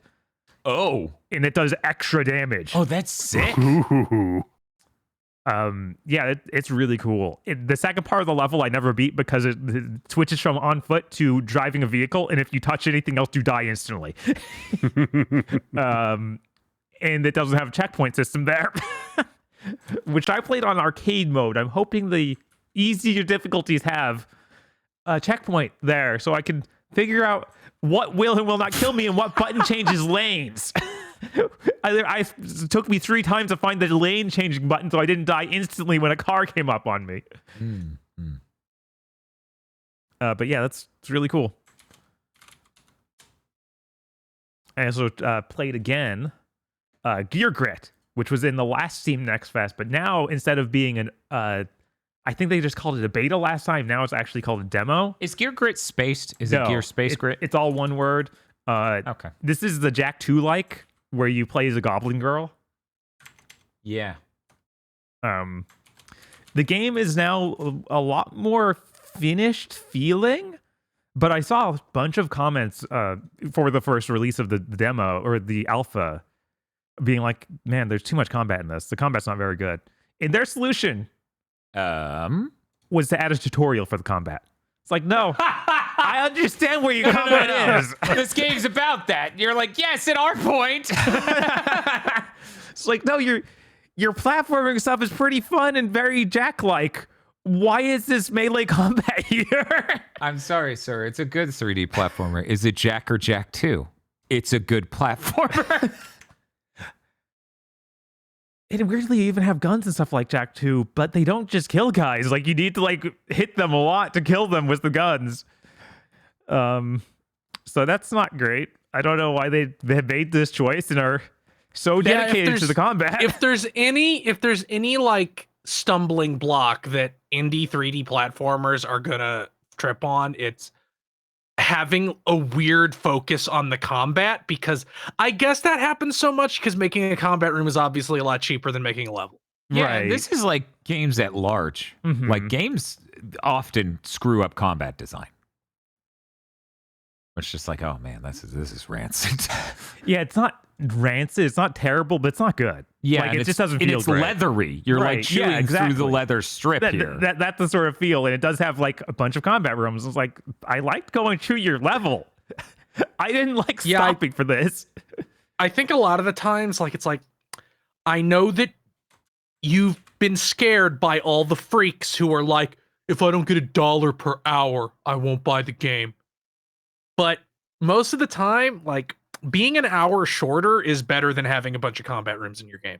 Yeah, I don't feel usually. like indies get are affected by it in the same way. It's like your game's obviously only be like $20 or something. People are way more accepting of, oh yeah, it was like 6 hours for that.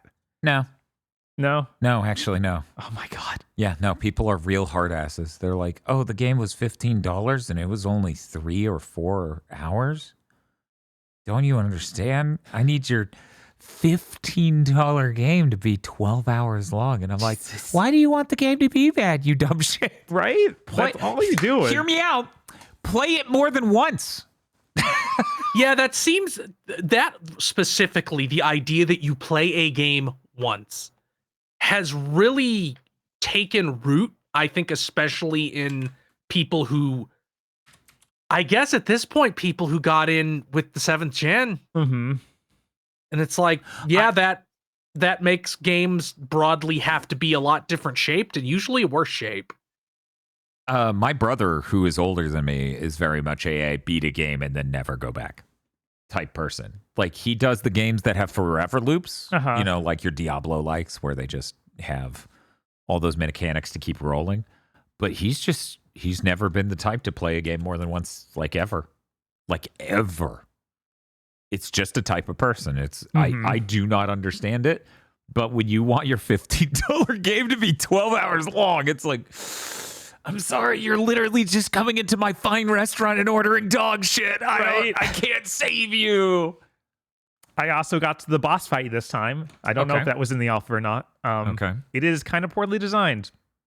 They have the 2 bosses running around in this arena. One of them hides back and shoots you, and the other like goes after you. The one who goes after you is actually invincible. I didn't know this because there's no effect letting me know that. I just hit them and they still react to that, and there's no special sound to let me know I'm not doing damage. So after like an entire run of me just being like, yeah, I'm clobbering this guy like crazy. He's not dying or anything though. I finally figure out, oh, I'm supposed to be trying to get him to run into the thing that the other one's standing on. Okay. And then I do that mechanic, and then it spawns flamingos into the room. Ooh. And I'm like, what are flamingos? Why would I know about this? And I guess I was supposed to know those flamingos are explosive. And I need to knock them into the thing that the person's standing on. If anything, Bob, you just sold me on the extreme authenticity of this game as being a fake PS2 game. I know, it did have a lot of it feel like of the, man, this is sure one American designed action or platformer. Put the flamingo in the creamy like Rough Trigger. Right? And then fired the creamy laser. Sorry, they were plastic flamingos like you see in Florida. Oh, okay. Yeah. They weren't actually living, but they were explosive for some reason. Okay. Which I feel like should have been introduced at any point before the boss fight. Well, you're wrong. So, how about that? Another one I played was The Nightling.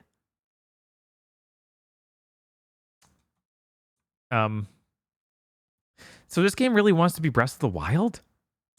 Weirdly, You play as this Mm. this little guy, and he's got a big shield, Uh-huh. and he can his main mode of movement is shield surfing, Okay.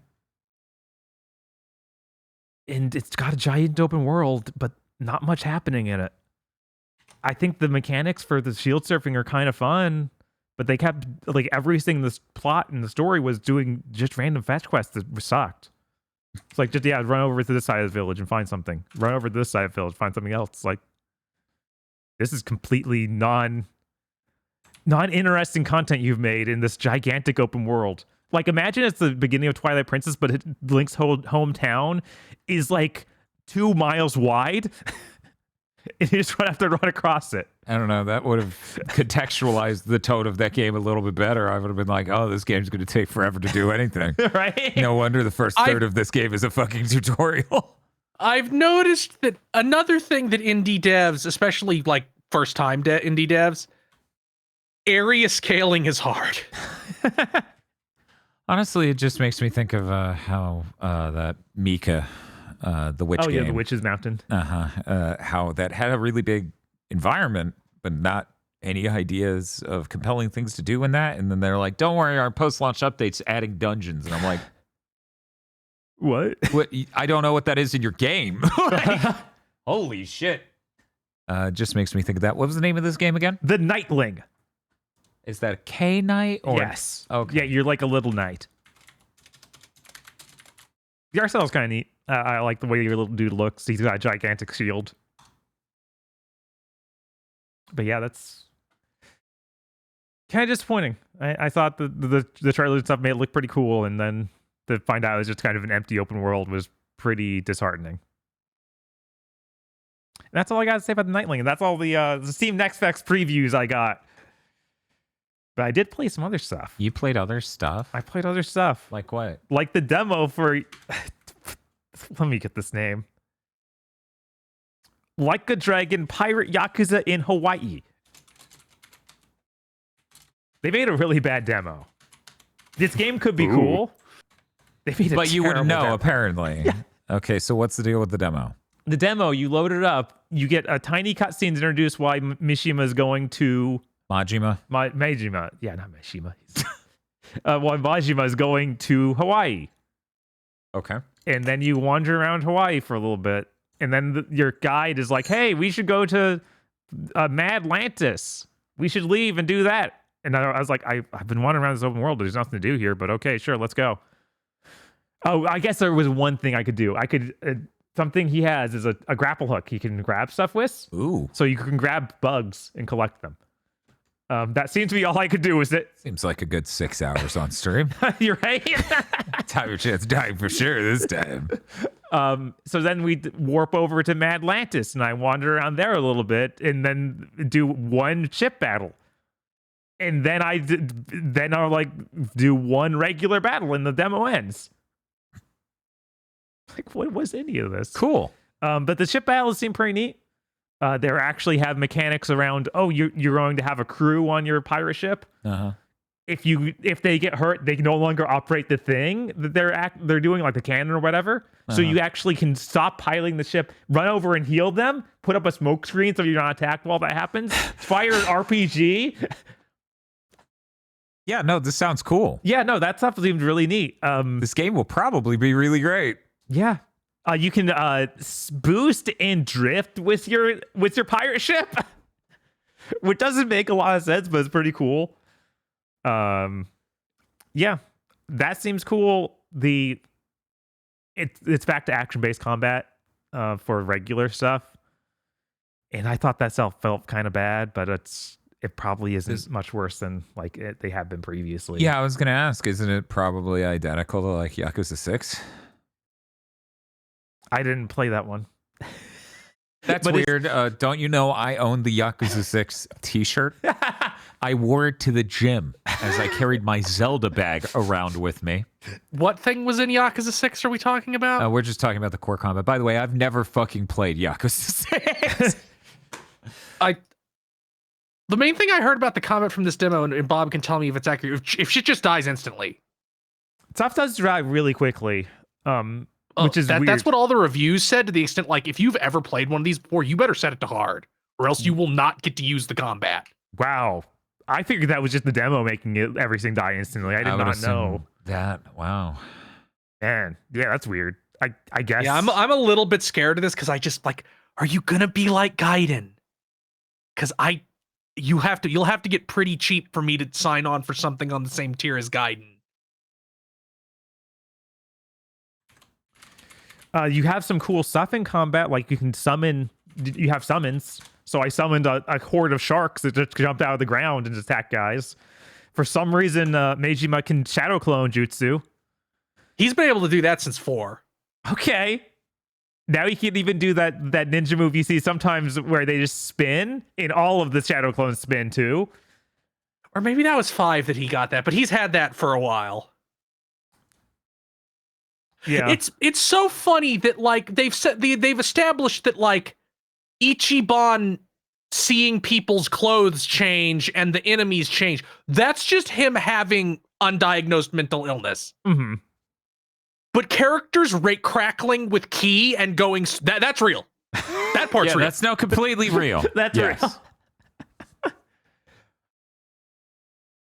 It's worth noting, because I know we have small crossover viewers. I think Pirate Yakuza Hawaii is supposed to be the RGG studio game that features Shibuya Kaho, because Shibuya Kaho won that competition they did for the Japanese talent to be in the game. She was one of the 5 final people. So if you watch Shibuya Kaho, maybe that's worth the price of admission. I don't know. I mean, it's only 60. It's not like they're charging 70. Yeah, exactly. And it supports the PS5 Pro, so you can impress all your friends. Again, Hey, they did a physical of it. They didn't fucking do that for Gaiden. yeah, they this clearly have seems- more confidence in this than they do Gaiden. Yeah, and it also has Samojo. Right. So if you're friends with Samojo, Man, it he'll pisses probably me be off so pissed much if you that they- don't buy this and have the Pro for it. I would have bought Gaiden at some point if they had done a physical, because it's like I like having the whole franchise on my shelf. When you did the collection for the PS4, you literally printed a PS3 case for 5. So Mhm. people who had bought 3 and 4 on PS3 could have the complete collection. They're like, we won't do Gaiden. It also added air combos, which I hear is new for the series. One of the characters in 5 has air combos, but only one. It's like a real rare thing for characters to have air combos. It feels really bad. It's actually only after one certain combo, Yes. Majima jumps into the air, and then you attack him in the air. It's like, man, you didn't get the Yep. point at all. That is how it also worked with that character in 5. Okay. Okay, I have confirmed this. Shibuya Kaho is, as a matter of fact, in Pirate Yakuza Hawaii. They have posted the images last month. Great. There you go, Kaho heads. Get your PS5 Pro today. Like another total fumble with this demo. Uh-huh. No Shibuya Kaho. Agreed. Agreed. I saw someone in chat go, so that's the point of the PS5 Pro. Obviously. Found it. But that's all I have to say about that. Again, I think it's just a bad demo. That game could be really cool. I like that ship combat a lot. They even have a text box being like, when you first go on your ship, it's like, in the full game, you can explore the ocean with your crew. I'm like, that's what I wanted to do. That's what I wanted to try. Yeah. And I am here. I'm not trying it. And I see the crew that I have has like the diaper guy. It has all sorts of weird dudes. All the regulars. Yes. They're just like, what's up? We got you. Oh, man. I hope it has all the Sujimon That'd be pretty funny because it. or the long-term Yakuza characters. Mhm. That would Yeah, be- Dan, did you know that those dudes in the yellow karate gi are longtime Yakuza characters? Yes. No, it's been very funny hearing like, yeah, that person's been in forever. Yeah, he's been here since fucking 4, since 2010. I hope that Shibuya Kaho can be part of my pirate crew. That feels almost certainly what it is, because when they gave you when they put those people into the Ishin remake, they were like summons you used in the Bloodborne dungeons. Now, I have this image Uh huh. that was put out last month. I don't know, maybe she's not on a boat in this image. Yeah, However, she's on the boat, but she might be she's being next recruited. to Majima doing a pose, and that's pretty good. We will have to get the game and see. Right. We will have to get the game and see if she big Kahos. Because that's out On like the this boat. week, I think. Yeah. Wow. Yeah. Wow. I also got to play some betas. Yeah. Yeah. Got to get into the Elden Ring Night Rain beta. What? Night Ren? Night Ren. What? How did you manage that with your massive industry connections? No. I sent the or I signed up on the site when they told me about it, and then they sent me the email saying I got in. Well, I have executive dysfunction. There's no way I'll be able to do that. Right. Basically, what this game is a weird, like,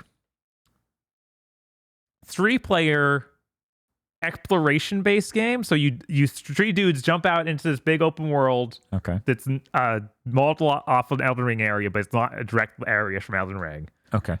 And you just go kill guys, beat bosses to power up your characters to like beat the boss at the end of the cycle. Yeah. So each day goes by. It has a literal ring that closes in like it's a Like it's a battle royale. Battle royale. Thank Like you. it's a battle royale.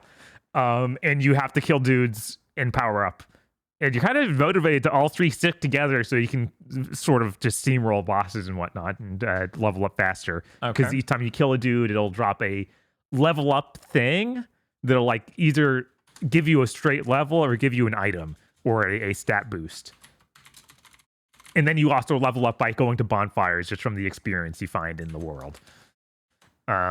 It's a weird way to streamline like the gameplay of a Souls-like, because it does let you actually mess around with a bunch of stuff you wouldn't normally. Like you in those games, you kind of just have to set yourself down and be like, I'm gonna stick with this type of weapon because that's where I sat geared. Whereas here, oh yeah, you just select a character at the start. So there's I think 4 different classes so far that all have different, like, they both get different stat arrangements and different special moves. Like there's a character who uses or like dexterous stuff, and they can turn invisible is their super move. There's a witch who does a big like blood aura that makes everything heal you when you hit it. And then there's a Birdman who has a super move where he like flies up in the air and punches down and does a lot of damage. So yeah, it's interesting. It's very different than a just regular playing Elden Ring. Also, they've turned off fall damage completely. Whoa. Yeah, so you are meant to be insanely mobile and just you can kind of just crawl up mountains almost. You just jump at it and they will like slowly, like usually just find anything that's even remotely near where your jump is and they will vault up. And you can do that just jump back off the mountain. Like literally, they don't want you to be worried about that. If you die, you just lose 1 level. And that level becomes like a Souls drop where you run back and you can reacquire the stuff, the runes you've lost from it. But you know the ring's still closing in, so the chance that you can actually get back there is very low, in my experience. I honestly didn't understand the scope of the game until a few matches in when I actually beat the first day's boss, because I was like, we really just run around for like 10 minutes and then we have to fight a boss that kills us. Is that where the game ends? Like, if we beat that boss, do we just get to collect the stuff and go home? But that there are multiple days. I think that in the beta here, there were only like 2 days, maybe 3 days on the third one that was just a boss fight, and then it's like that's all we have in the beta. Don't obviously the full game will have more than that, because if it's that small of scale, I really don't know how I would keep going, because already it felt like every time I booted into this, people already had a route made, because I played on the last day of the beta, the last set of time, so that everyone just always did this set of bosses in a row. I was like, is this kind of a solved game already? Is there no means for exploration? Because the timeline is very harsh. Like that's probably the most efficient boss to get to, and then to follow up with is killing these dumb little like fire tanks. which weirdly, some of the bosses are like an actual boss, and other ones are like this group of enemies that are in this area. Okay. So that first one that we always ran to was a group of fire tank monsters. They're like a dude riding in the back of a big cart, and they have. It honestly felt like a Dynasty Warriors monster. Like I could have sworn I thought the exact same thing in a Dynasty Warriors game before.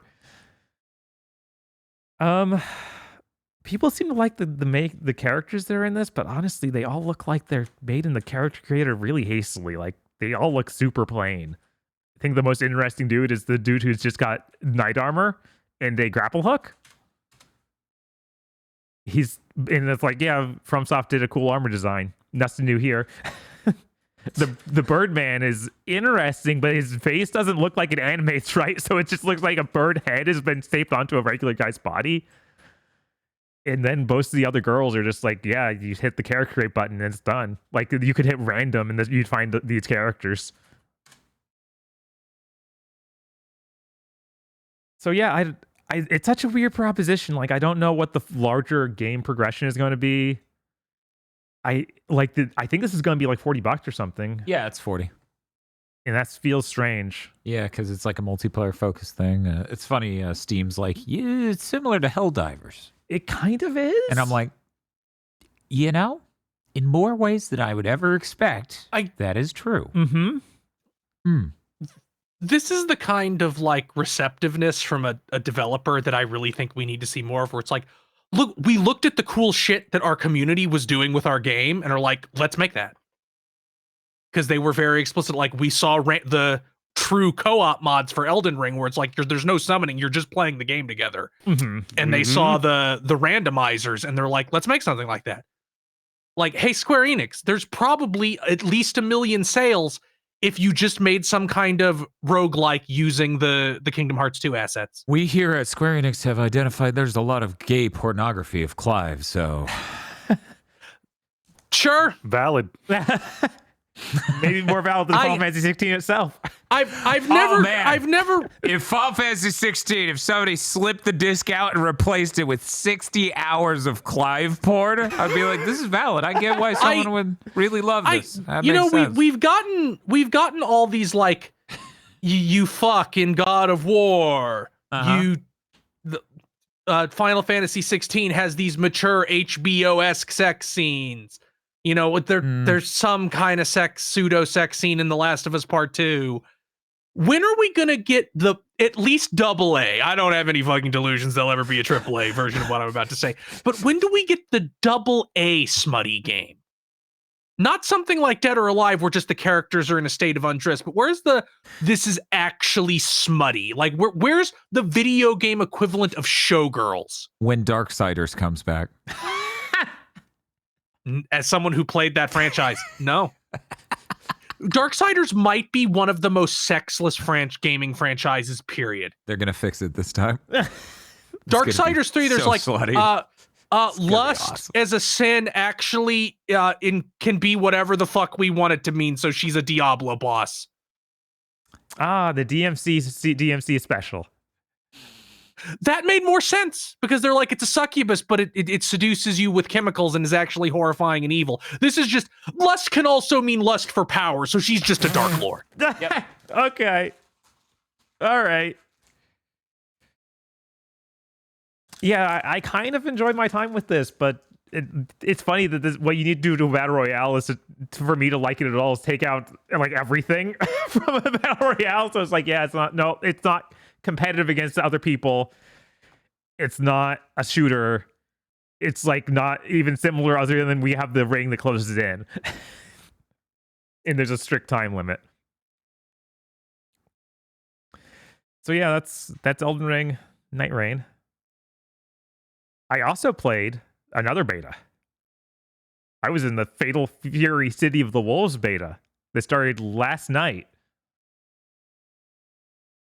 I'm gonna cover the stuff that's not directly about the game first, because it's the weirdest problems I've seen in a beta in a while.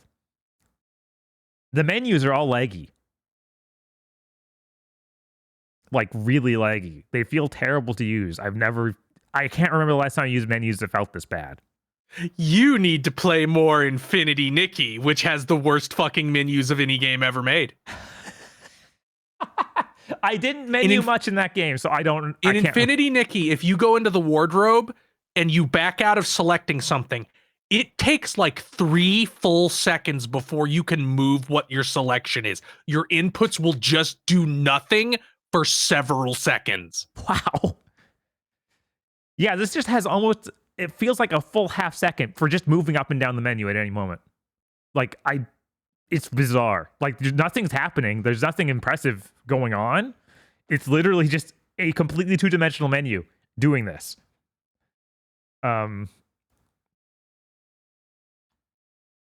see. There's also there's no like practice mode, so you can't go mess around with the character before you jump online.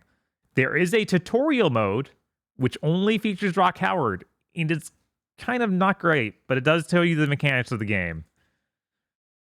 Which is good because there are a lot of mechanics in this game. It also,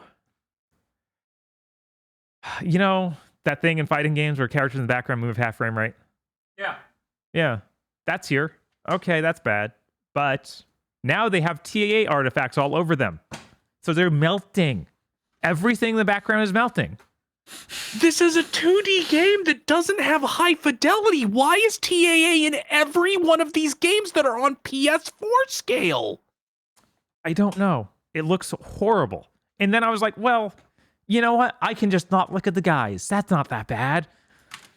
I choose the second. This is shipping on PS4. Why the fuck is there TAA? Because that's the future of all rendering engine. I'm so like, if it's some giant AAA shitfest, whatever. But why are these games that look like mid-tier PS4 games destroying themselves for this? You can run it like 1800p natively. You're a fucking fighting game. Yeah. So that's not even the worst part. Okay, Bob. Next You said level you I stopped selected. looking at the dude. Yeah, the next level I selected, Uh-huh. a train. We're on the back of a train. Oh, no. The whole background is just goo. You just drive it in front of goo. Well, my PS5 Pro is going to get so much use, let me tell you. I sure hope. You know what? That beta's out for everybody. Maybe it's even fixed. I'm sure maybe it's the PS5 just Pro version. I'm sure the Pro mode just hasn't been implemented. I am but buying totally the PS4 version. Go fuck yourself. I should download the PS4 version and see if it has that same problem. You should.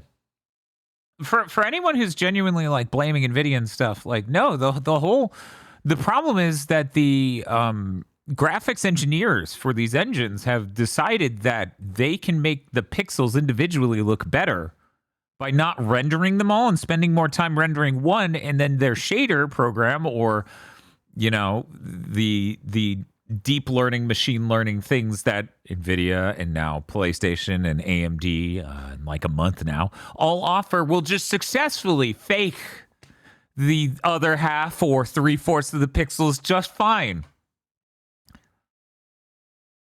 They all decided this, and no one at any point went, "You're insane, stop doing that over there." Yeah, it's baffling because the half frame rate thing's already bad enough. It is. It's very distracting. It's super distracting. In a fighting game especially. I can't believe they have a train level at half frame rate like that. Like, yeah, that's nuts. Like, what are you doing? How do you boot this up once and not just be like, oh, we can't do this? This is impossible. Other than that game seems pretty cool. I like there are a ton of different defensive mechanics. Mm-hmm. You have just cards where you like parry a thing by hitting back at just the right moment, and then you can even counter off of that if you hit forward immediately.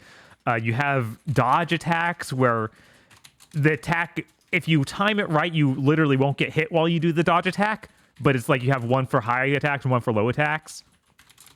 And then you have a shielded block, kind of like in Guilty Gear. And that's pretty cool. I like playing as some of these new characters. Precious seems pretty cool. She's the student of Joe, so she's another Muay Thai fighter. Got lots of different moves, which I found someone on Blue Sky told me how to see the command list, because you can't have a training mode, so you don't have that right off the bat. You have to go to select your character, and then there's a different menu that says command list under where the character select is, which is very bizarre, but at least it's in there. Yeah. I think the game, other than the horrible looking backgrounds, looks pretty nice. They did a good job of that. Their new art style looks pretty good. Not much else to say. Oh, right. This had like 8 different characters. So most of them were returning characters, including the boss of the previous game, which they just announced was going to be in it like last week. Oh. So that's cool. He's like a guy who wears an all white coat and does fire attacks. He's pretty cool. And there's also another new character. I think his name is Vox, and he's maybe the sauceless new character they've had in a KO or in a SNK game in a while. So that's something if you're into that. I need to look this up. Vox? Yeah, I think his name is Vox. Vox Reaper? Yes, that's Is him. this the guy? That's him. Oh yeah, that dude. Like, I'm sorry, man. You're 7th Jinmin. Mm-hmm. He's gonna punch you for saying that, Bob. I'm gonna hit you. Oh no! So yeah, Oh, he's like the student of the sub boss of Garo. He has like the same color scheme. Like that dude had like a mask with like red horns, and this dude has the red horn tattooed onto his head. Oh, I don't remember. He's that still guy. really dripless though. Although it's very funny. His bio says he practices dark karate. Oh hell yeah! Yeah. Dark karate is only possible if you have the ripped and torn fabric wrapped around your waistline there. Of course. That's the only way. I'm sorry, this is a defect in my brain. His belt buckle looks like a batarang ready to be deployed. I was disappointed I didn't get to play as my 2 Garo mainstays of Gato or Butt. Oh, that's unfortunate. They didn't put That's them in the not beta. his name anymore. I'm sorry, it's always just going to be his name. He can't get over It wasn't though. They made it up for English. Nope, sorry. It's his name forever. Isn't it now his name like that? Isn't Butt his middle name now? I Look, don't know. Let me check. At the end of the day, we're not calling him Ralph Belmont, and we are calling this guy Butt. It seems like they are just from like his name is Marco Rodriguez now. Okay. Or yeah,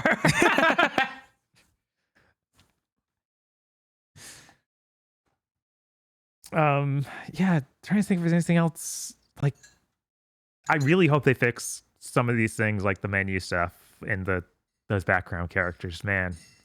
But every time I hope they fix that sort of thing, it just doesn't happen, and that the game releases in the exact same state it was when the beta came out. So I don't have any confidence they will. They fixed the input latency in Samurai Showdown, so maybe they will fix something here. Maybe. Although everybody yelled at them for that input delay in Sam Show, so who knows? Worst case scenario, I'll get it on PC and they'll mod that shit out. And luckily, like in Ratch, it doesn't feel bad. For some reason, only the menus have this weird lag. Yeah, that is strange. Menus should not be difficult in the modern era. Right? Infinity Nikki game that is on Unreal Engine. This also is on Unreal Engine.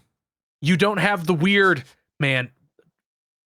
It's just everybody got tricked. It was like, why wouldn't we use these features? They're in Unreal. Yeah, it's Unreal. They gave it to us. Baby. They gave us the poison. You hit the button. It ruins your game. Hit the button anyway. Also, the load times are bad. What? Yeah. Like, I mean, for the ones into online matches, I'm like, maybe something's going on their side. But even practice mode takes way too long to load into. Sorry, tutorial mode. I'm like, guys, it's just a very plain room and 2 character models. This shouldn't take... We have this solved. Which they aren't offensively bad. They're just worse than they should be.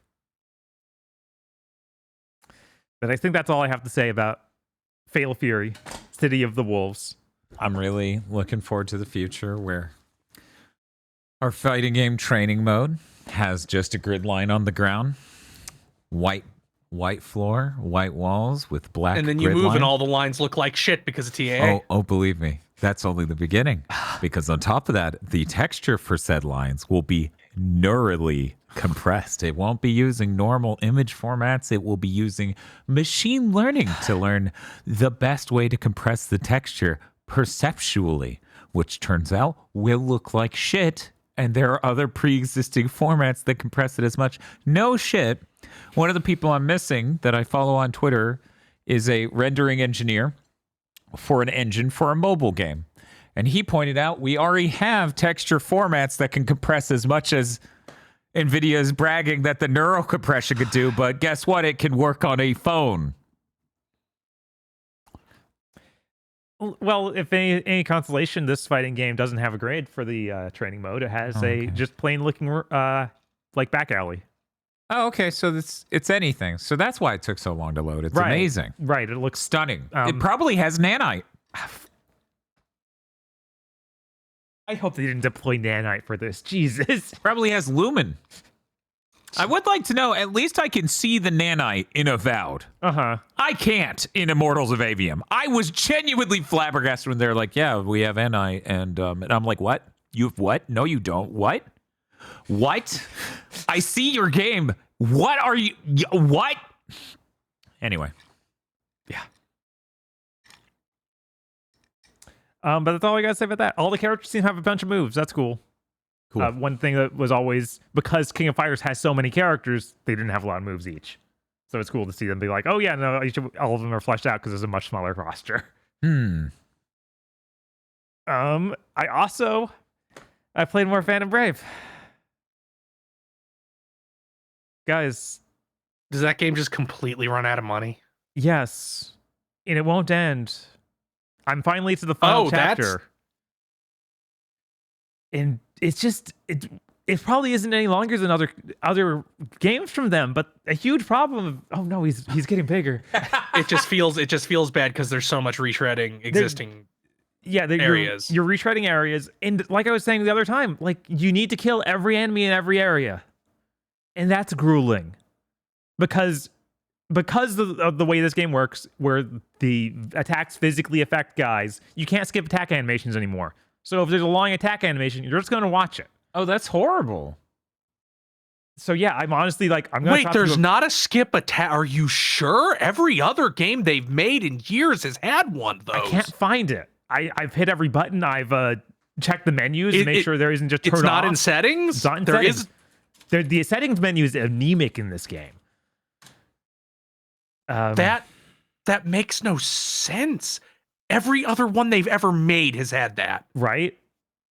But That's actually a do not buy it thing for me. I can't remember if Phantom Brave and Makai Kingdom had it, because they were the other ones where they physically affected things in the world. Oh. Instead of just being like, well, yeah, he goes to this square. It's like, yeah, we know what that square is. It's in the math. So yeah, I don't know. And again, killing every enemy, not great. And No, that is a clearance condition to finish a segment is grueling. Yeah. Conceptually. And the way you summon in characters is like in Phantom Brave, you have to summon them into an object in the environment. So a lot of times, and unlike this guy where you can just summon a bunch of guys really quickly, this is walking around, making sure the scene you're summoning into doesn't have like a horrible thing, like their hands fall off. And there's just too many different steps to it. And also, for some reason, there's a investigate mode where, you know, you hit L2 and then you can go check out the object you might summon into. Mm-hmm. You have to then hit L1 on the object to turn on another menu that actually tells you the stat effects. And I'm like, the whole reason I'm using this feature is to see what that does. I don't want to hit L1 every time I open this mode. This doesn't make sense. And that's something I was like, well, maybe in the setting menu, I can turn that to always be on. No, the setting menu has nothing. Okay. And then near the end of the game, like the second to last chapter, was entirely retreading of every single plot point from the whole game. It's like, hey, let's talk about every character's arc they had and be like, hey, it was our arc. Which would be fine if I didn't have to do a whole level that's painstakingly long for it. It's just frustrating. It's like this game Yeah, it didn't looks need to like be neither long. game has a skipping animation. Like, I hope they patched it. That needs to be patched in, or at least a speed up. Yeah, no, if they had a Right. speed up or anything, because it just takes too long. Honestly, do a patch that removes this requirement for every stage. There's so many stages where it's like it's about killing the boss. It doesn't even make sense for us to fight the other guys. The other guys in lore would disappear if that guy was dead. But I have to kill them. Heck, in lore, most of these guys wouldn't have dudes with them. They just spawn in for no reason, even though it makes literally no sense. So that's frustrating. That's really sad. Mm-hmm. Like, this is such a sweet game in so many different ways. Why are you dragging it down for seemingly no gain? What's the subtitle on Phantom Brave? Phantom Troop? The Lost Hero, I The think. Lost Hero. Okay.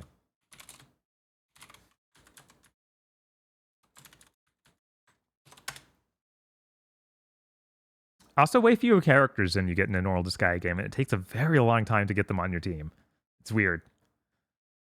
Do you know about how far you are in the game hours wise? No, I don't. I have not been looking at that because I feel like it might depress me. Okay, yeah, that's probably smart. Because so much it feels like just wasting my time. Like, please. So every time I beat a battle, I need to go back to town and then talk to my facility that is the junk salvager. And she's got a strong southern accent. So she's like, maybe we found something. You got this physically, right? Yes. Okay, great. So then you get that. And she's like, I found garbage. And I'm like, thank you. I can break that down into mana, I guess. Thanks, hon. I leveled her up so much that it's really good garbage.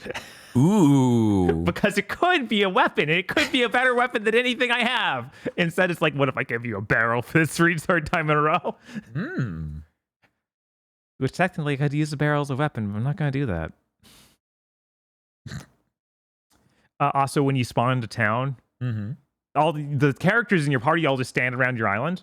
Yeah. So it spawns you next to them, and they will talk. They have a line they say. Yeah. They will keep repeating it if you stand there. So I have to pause the game if I'm getting a drink. Otherwise, I'll hear something like bubble tea 10 times in a row. That's great. No, that's amazing. Yes. That's absolutely hilarious. I love shit like that in video games. He's invading. But that is all I have to say about Phantom Brave. I'm very sad that it has been like this. I feel like I could have gotten everything out of this. It had to be like 4 or 5 hours shorter, and it would just be better. Yeah, that's really unfortunate. Yeah, things are sure going rough for Nisa, or not Nisa, Nippon Ichi Software, the actual main company. Nice. They keep releasing shit that, first of all, they didn't fucking market this at all. Like, that seems to have not been a smart idea. Yeah. Maybe they're hoping to do a marketing push for the Switch 2, but it's like, should have delayed it till then. Could have polished it up a little bit more too. Yeah, definitely. And they've been doing a lot of non-strategy games in the past couple of years, and I don't think any of them have done well. See, when you were like, they didn't market it, I realized, oh yeah, no, they didn't. They just announced the existence of a Phantom Brave, and me and Bob instantly honed in on that because it's like, holy shit, the one I really thought was adorable and great on the PS2 that no one cares about. Did you ever think about how insane it is that I might be writing something that will go up on some website elaborating on this? You think about how insane it is that you can very plausibly argue a big chunk of the problem the industry has right now is that Elon Musk's a cunt. And killed the share button. That is, yeah. Yep. No, like, you know what I've heard more than since the share button died? You know what I have heard more times than perhaps any other period of my life? The phrase, I didn't know that was out. Yeah. No, I've definitely I'm taking that. And it feels like that marketing perhaps hasn't been functional for a decade, and we didn't know because the share button usurped marketing's functionality. So now this decrepit, hollowed out husk is shuffling out into view, being like, do you want to buy our game? Do you want to The best part is this whole time we were like, oh, marketing's doing their job because people know the game's out. It's like, oh, no. It's like, actually, no, turns out it was fans. They literally weren't doing their job at all. They've just been masturbating with the money you gave them. Weird. Oh. Oh, shit. We're Yeah, fucked, aren't I we? feel like pretty much every single marketing division at every company needs to be massively overhauled. Like, the tricks in your book don't work anymore. None of them. Mm. Yeah, I see Jim Rackgazer in chat saying the share button is the reason I even bought a Switch. I caved to seeing everyone post clips of the puzzle dungeons in Tears of the Kingdom. Yeah. Like, I don't even think it's like marketing is too quirky or anything like that. It's like, I think it is now the problem. If it's a normal advertisement, people don't see it. Yeah. Yeah. No, the problem is we moved away from the monolithic entertainment center that was broadcast television. Then we moved away from websites that we went to broadly, like your GameSpots and your other things. Now everything has to get shuttled through two avenues that you probably have the ads blocked from or paid to never see them in the first place. Yeah, I feel like there needs to, if that modern marketing needs to be like, you need to have people who have a Rolodex of streamers that go down to like the people who get like 75 concurrent views. Yes. Be like, here's our list of people who have fan bases that are probably amicable to our game. We need to get all of them codes. I mean, not only that, just pay them to mention your fucking game. Like, it's fucking insane that I check in on Stream Ellens. They're like, hey, you want to shill Gruel Box? I'm like, what the hell is Gruel You get Box? $750, and I'm like, I would shill this game that I think people should support for $100. It's like I have 7 different Gruel Box fucking notifications, and it's like, yeah, you could make so much money, and all your viewers have to do is sign up for this, and it's like, why is no fucking game dev literally going, can you just say an ad for our game? Because I'd be like, yeah, sure, dude. I'd fucking love doing that. Yeah, especially if you give these streamers any amount of like freedom in how they present your ad instead of just reading ad copy. Mm-hmm. Yeah. I mean, I don't even need that. Just pay me. It'll be fun. I'll read whatever the hell you want. It's a fucking ad. I'll pop a button. It'll say this is an ad, and then I'll go Eternal Strands, the hot new game from former BioWare.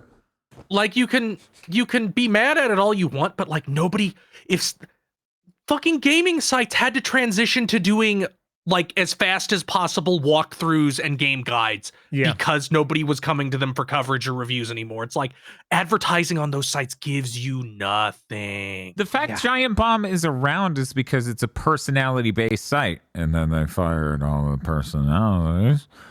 But even Aftermath is now thing. still mostly personality-based. Yeah. It's still largely personality-based. The people who are trying to survive are doing so well are doing it because of personalities, because in modern year, no one cares what ambiguous GameSpot gave score individually, GameSpot, unless it's to get mad at them. Yeah. No, that's what they're there for. That's it. Elsewise, they're just looking at a giant thing that has like 20 different reviewers and all of their scores and going, that's how we're feeling? Okay.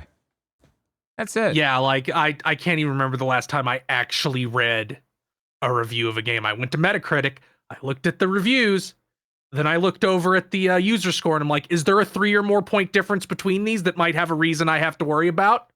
Yeah. That's my secret, by the way. If it's 3 to 4 points, there's a fucking reason. In either direction, like if one is 3 to 4 points different from the other, there's a reason. If the user score is like 2, it got review bombed for some stupid reason. So just disregard it. But if it's like Metacritic 83, user score 6.2, there is a reason. But yeah, they need to be reaching out more. I know a lot of streamers who definitely in the 75 concurrent viewers and higher would appreciate the additional income, and we just frankly see it as a problem. No one knows fucking games are coming out anymore. Yeah, this is like Just this literally. isn't a oh well, we're streamers, we're more important now. It's like people no longer go to gaming sites. They don't really follow gaming news at these most gaming sites don't have a page you can just click on what's coming out. Right. Up-to-date release dates. And yeah, people don't so go to if you- GameStop if you- anymore.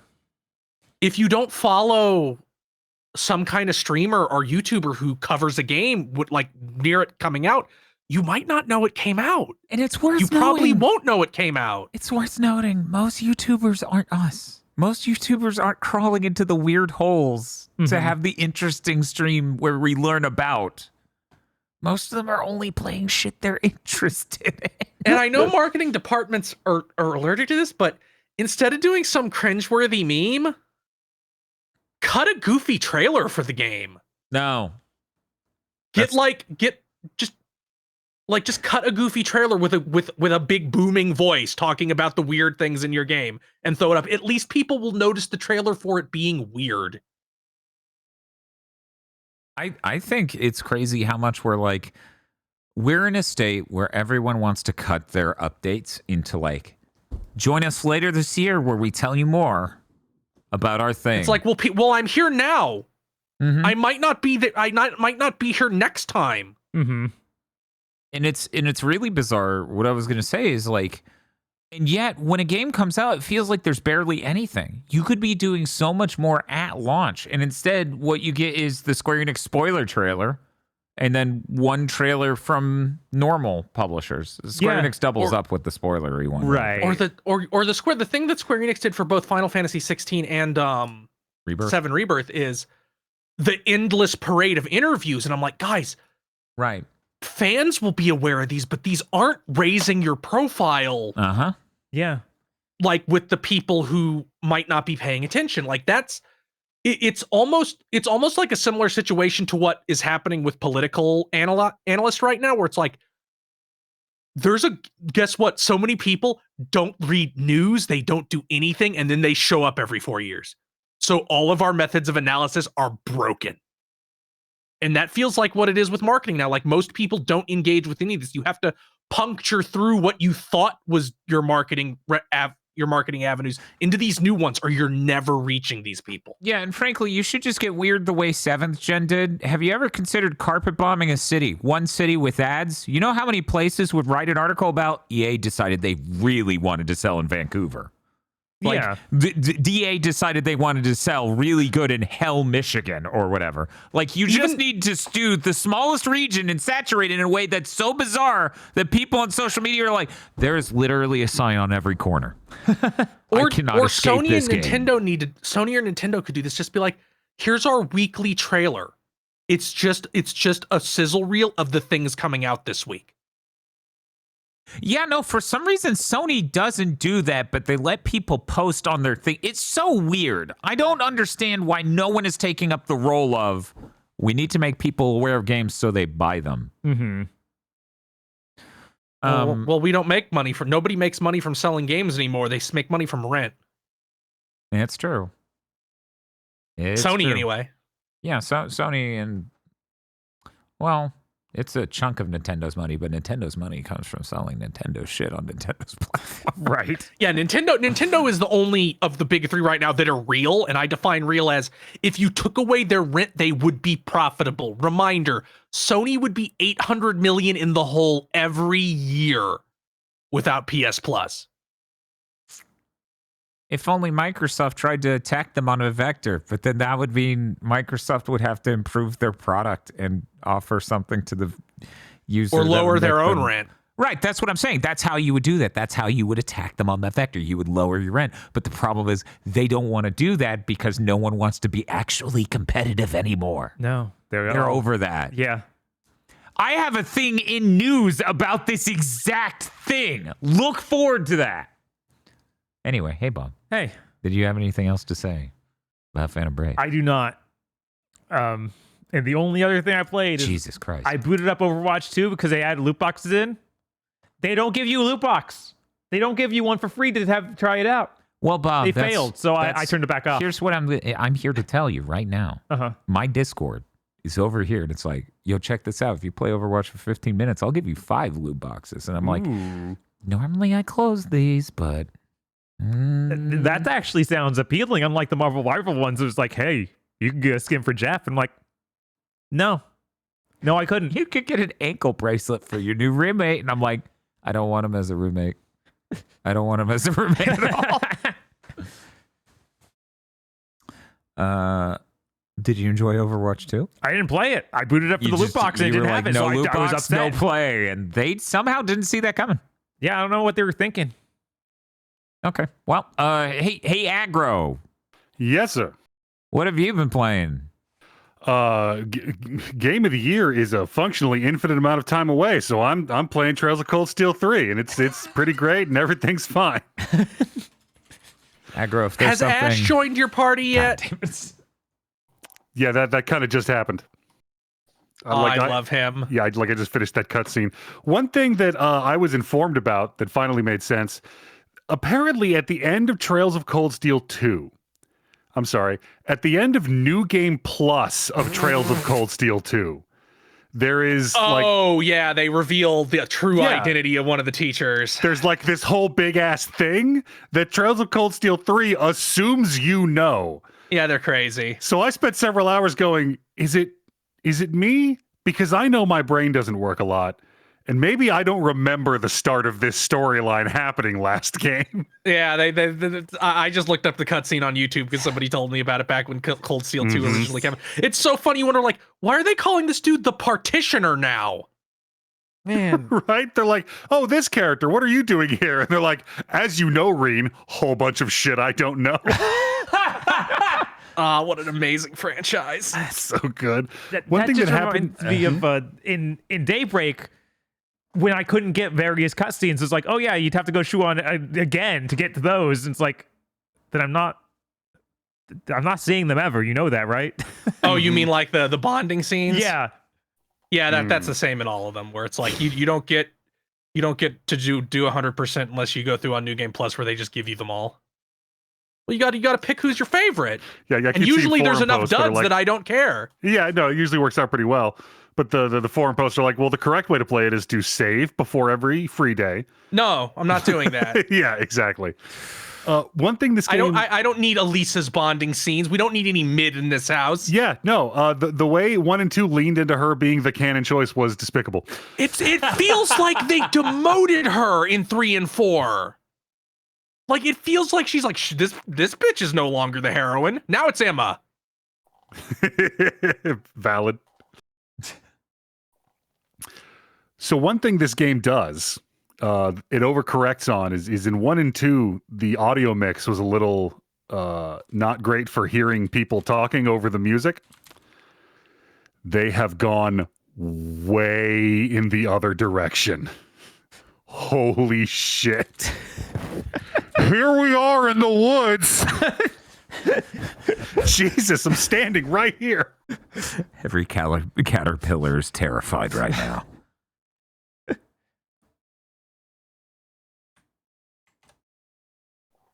But yeah, it's Trails of Cold Steel. It continues to be good. The only other thing I did this week was I finally, after all these years, got to experience a classic modern life experience. I dropped my phone 2 feet and the screen splintered.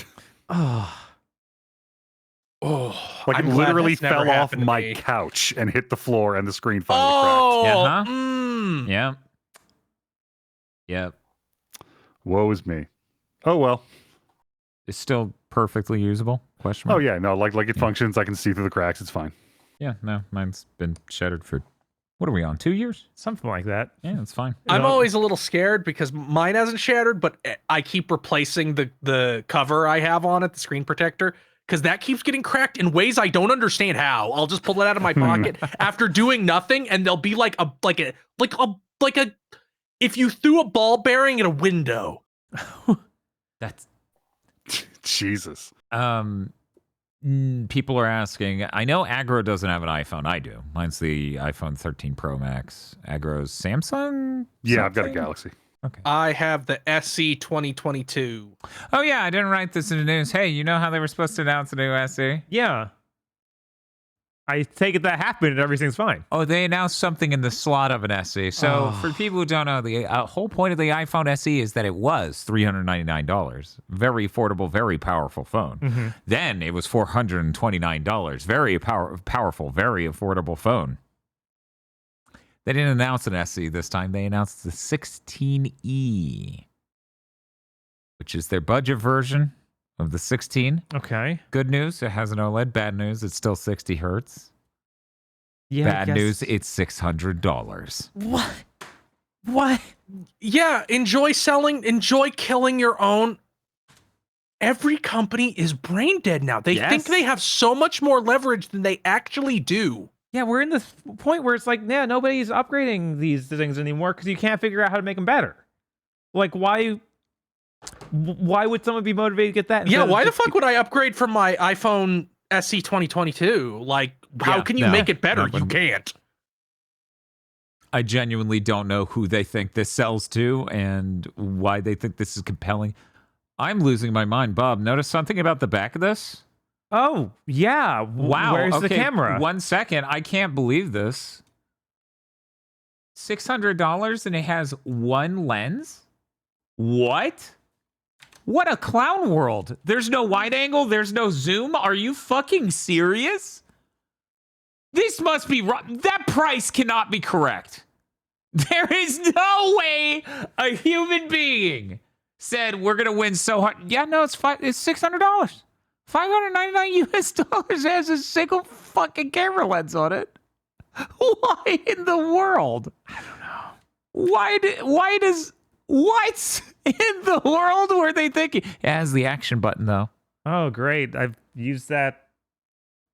I would use it to take photos. That's it. I set it up to do that and was like, oh, this isn't actually that much faster than me just doing the side swipe to get to photos. So, well, my screen's broken, so that takes a little bit. Oh, I see. What are we doing? What in the... all these companies are so fucked. Your $400 budget phone is now $600. Guess what? You don't have a budget phone. Mm-hmm. Dumb shit. Now it's more expensive than a PS5. You're almost out of PS5 Pro territory. Yeah, Heaven forbid they upgrade from the 128 gigabytes storage. With the tariffs kicking in on the first and all these, the largest employer in the United States laying off all their employees, I do wonder at what point the economy just collapses. Like, it's just off now. Great Depression 2. It's okay, because we've predicted it now. That means we will be rewarded somehow, right? Just like all the other times we predicted all these things, and yeah, there's something. We're so richly rewarded for everything with We'll Microsoft. get to eat some bankers. I can dream. Aggro, did you do anything else? I did not. Cool. Hey, Chris, what have you been playing? You playing video games? I streamed my own Obsidian game on Saturday. Oh my god, I missed it entirely because I went into a coma. South Alpha Park: Protocol, The Stick right? of Truth. Oh, okay. That's an Obsidian game. By the way, did you know the sequel was made by Ubisoft San Francisco? They then put them on X Defiant and now have closed them. Oh, wow. That's There's a lot of arguments. I'm finishing that game on Saturday, by the way. okay. There's a lot of arguments what should have won Game of the Year in 2014, because that's when Dragon Age Inquisition won. Mm-hmm. And a lot of people argue, oh, Dark Souls 2 would have won. I think Stick of Truth should have won. That game's delightful. That game has mostly not... The way that game has aged the worst is that they keep bringing up Twitter. That's the most poorly aged part of it, other than the parts that never aged good, like the entire joke being Cartman named the human kingdom of this game the Kingdom of Koopa Keep. Kingdom, Koopa, Keep. Yep. Yeah. They don't even let you figure it out on your own. There's fucking items you can buy that are like KKK helmet, KKK armor. It's like you could have let me figure it out on my own. You didn't come up with that good a joke, guys. But yeah, that game's a lot of fun. It's extremely brief. It uses its small game world very well by revising it like each day of the game. It changes parts of it. So even though it's pretty small, it still remains fresh. It has Metroidvania elements. You go on a little adventure during each nighttime segment and get some new ability that lets you navigate the game world. A really great use of a small budget and a small game world. Hey, there's a lot of lessons that could be learned. No. Modern game devs. Hello? Maybe 99% of games should be closer to the scale of this than Horizon Forbidden West. Game's super easy though. Status effects in that game are a nightmare. Especially once you get the broken bottle weapon that will give an enemy poison, burning, and bleeding all at once. Which means they're taking like 30% of their max health in damage every turn they take. I picked the mage for the first time. The mage spell you start with is... Okay, so you're gonna light a Roman candle and then you're gonna shove it in their face. Yeah, that's a great That's spell. your fireball. They really sell, like, you're beating up these other kids and they get covered in cuts and burns and then just fall down and quit moving. It's unbelievably funny. Just an all-around delightful game. I'll be finishing it on Saturday. I'm more than halfway, I think. And I also played a bunch of Trails Through Daybreak 2. That came out on Friday. They brought back the budget dimension. Ooh. Daybreak did not have a budget dimension. Trails of Cold Steel 4 does not have a budget dimension. 3 does. Trails into Reverie also has a budget dimension. They do like every other one has a budget dimension. Weird. The budget dimension in this one is the same kind of budget dimension it is from Trails into Reverie, where it's like, here's your procedurally generated dungeon. Except this, it's a VR world that you're helping to debug because it got taken over by like a villainous group. So you have to go into it and go through these floors and get a bunch of a shitload of items that makes my brain feel really good. So it's fine. Okay. It was like, it felt like in the first Daybreak I already had too much sawdust. I don't need more. It feels like they actually removed some of the sawdust, at least as far as I play, because the way it works now is in Trails Through Daybreak, the first section of each chapter would be you're in the main city with Vaughn and the party doing his city hunter jobs. Mm-hmm. And then after that, you go off to do a thing in a place. In this, it's like you split. There's these other characters that stay behind and do Vaughn's jobs for him, and Vaughn goes off to the place, and it's like a different. They're happening concurrently. So it feels like they ripped out a bunch of the optional jobs, at least so far. Like they removed 2 from each segment, so there's 2 fewer in each segment. So it feels leaner that way. Although you do have the budget dimension, but the budget dimension. So you get this currency in the budget dimension that lets you roll a gacha, except it's not a gacha. It's your little VR Scrunko mare, like shooting a cube with a gun using the ammo that you get. And then it keeps exploding with items. And you just hold down the button, and the more you burn it once, the bigger the multiplier on how much stuff you gets.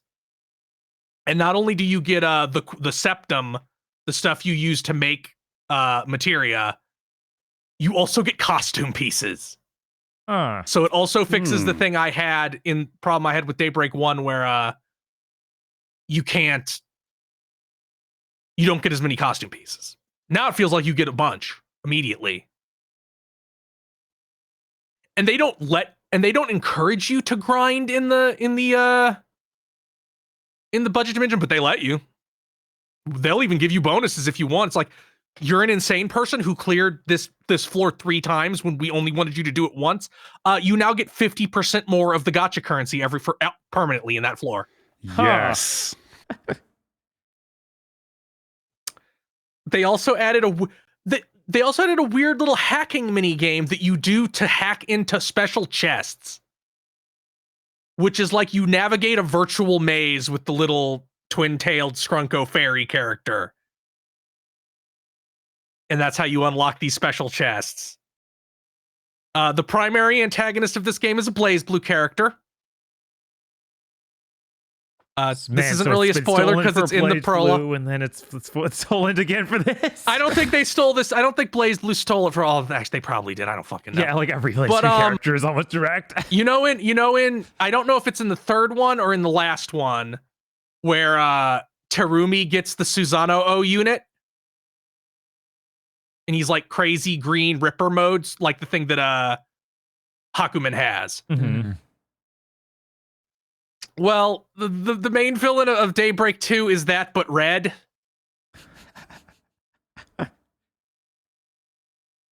Like, it's just straight up that. See someone in chat saying, I miss Blaze Blue. Me So too. do I. They'll never do another one. There's not a chance, because the guy left even. So, sadly, never again. Had so much more drip than Guilty Gear. I don't care who gets mad at me for saying that. Yeah, no, I like it a lot more than Guilty Gear and always have. I feel like that we're up for them taking a break from Guilty Gear, so they might do do it. need to take a break from Guilty Gear because once again, Yeah. Strive only sold as well as it did because it came out with rollback in still COVID times. Right, and they did that in the Exar like back to back. Like they need to have it take a break. Yeah. Yeah, they need to do just take a something break. different. Yeah. No, it's always like Blaze Blue more. But Daybreak 2 fixed my issue with the turn order. Where I had the issue that your characters are on one side and the other characters are on the other side, so it's harder to... They just put them... You're now on two different lines still, but one's above the other, and they're still ordered in... Like, you can tell the turn order now. Okay. So they fixed that problem. Yeah, every one of these games improves mechanically on the prior one. I'm happy because some of my favorite characters also came back and are now just there. You also get another neurodivergent sword girl, and since Aggro likes Laura so much, I'm sure he would like this character very much. She literally pauses and like hyper fixates on a cartoon character for like 10 minutes to these two teenagers. She's just like me for real. She like explains all the differences between this version of them and a different version of them. Computer, remove the rest of the game and leave me just the cutscenes featuring this character. Enlarge. Oh my god. Speaking of Laura Arcade, real quick, it wasn't until she showed up in Trails of Cold Steel 3, I feel like the biggest dumbass in the world, that I noticed she was voice acted by Marisha Ray. You're like, my God.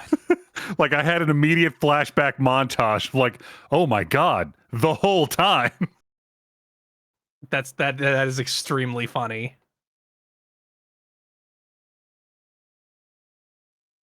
But yeah, Trails through Daybreak 2, pretty cool. Pretty cool.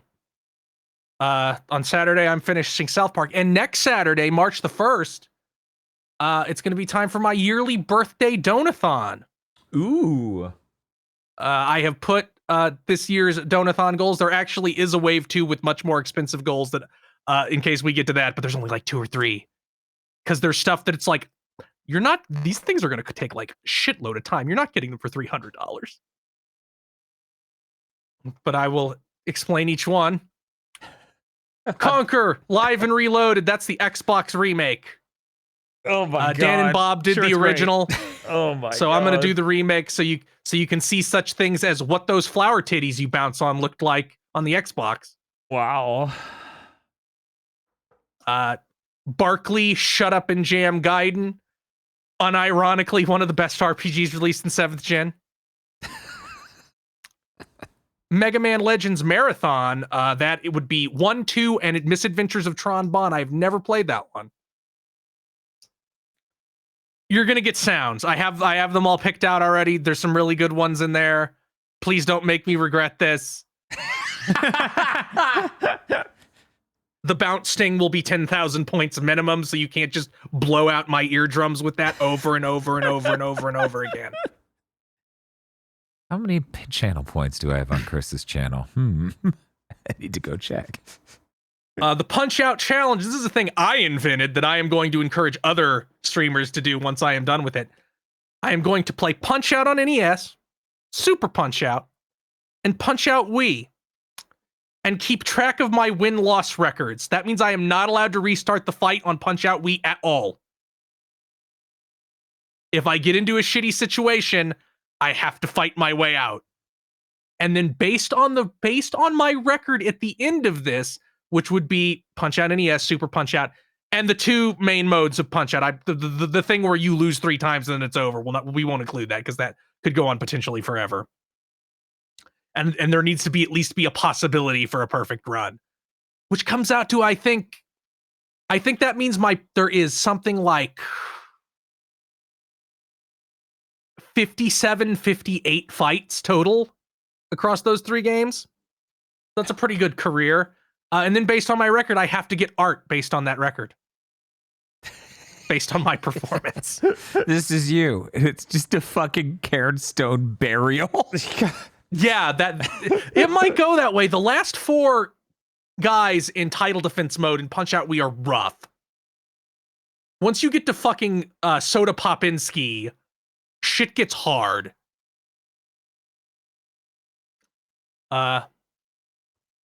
Weeb plays first Call of Duty campaign that you'll get to vote on. I've never played any Call of Duty campaign. Bob, we need to confer with each other if this goal is hit to see what we're in support of. Right. I have, you can get me No Russian, the nuke in Modern Warfare 4. You can force me to confront Adler. Yeah. We could do Black Ops Cold War, get some Adler. Black Ops 1, just yell about the numbers all the time. Yeah, Mason. Yeah, there's so many options. You can also see me go, this is what has been the biggest game in the industry for 15 years, 18 years. You can play Modern Warfare 3 and no one will fucking know about the game you played. That one has the Eiffel High on Tower, I think. See High how on you ended Life. that with I think? High on Life and also Knife, which would be High on Life, and of course the DLC High on Knife, Which I don't know if anyone played because it came out so much later. Yeah. Tier Maker stream.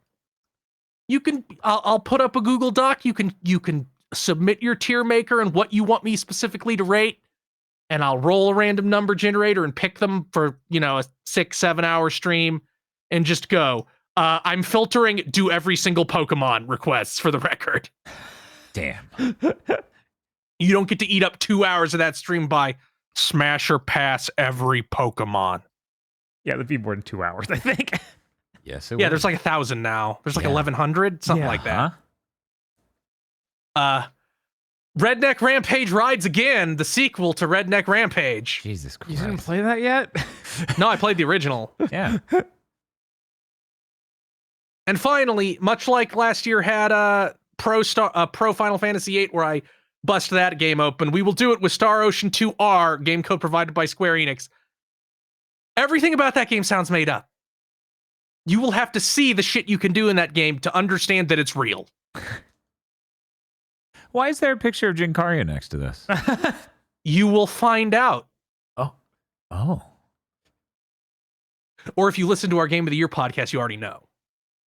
But maybe we should have to review the anime. Oh, God, I'd forgotten. Yeah, I was like, did that come up actually in the discussion? Yes. Yes, one it did that Game of the in Year Biggest ago. Jobber. Yeah. Yeah, in Biggest Jobber, when we put the 10 wise men in Biggest Jobber, and we had to explain that they may in fact be literally be the inspiration for the bounce. I need the bounce stab, but in a minor key, so that way it's sad.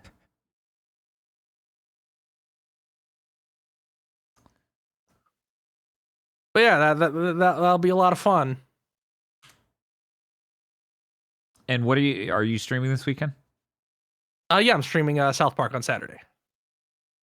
And Bob and I are streaming a bunch of really fucking good 6th gen action games because god damn it, people deserve streams of great video games, and we deserve to play great video games.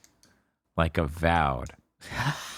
No. Like Devil May Cry 3 Switch Edition and Ninja Gaiden Black and Zone of the Enders 2. And we're just gonna keep shooting you with these streams as we feel is good. Mm-hmm. That's it.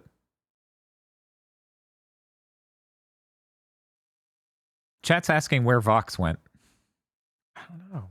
He was just here. Ninjas move in silence.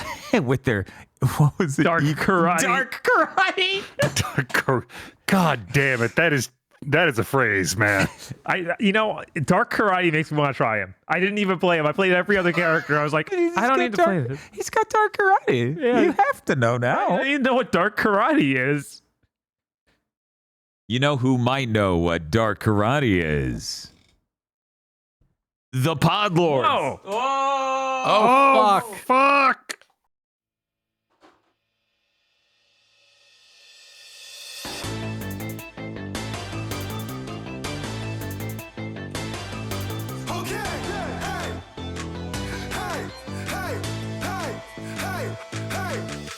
Yes, that's right. The Podlords. Podlords such as BN12, Red Blaze 27, Suzu Shiro, Rado. There were shades. They were wonderful. I'm tired.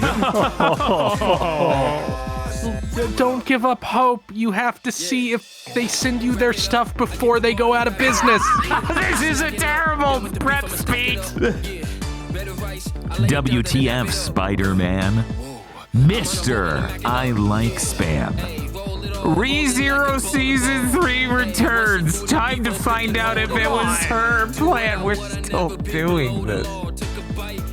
Muckbud.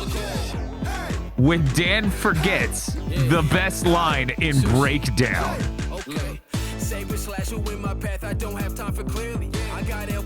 Chris C.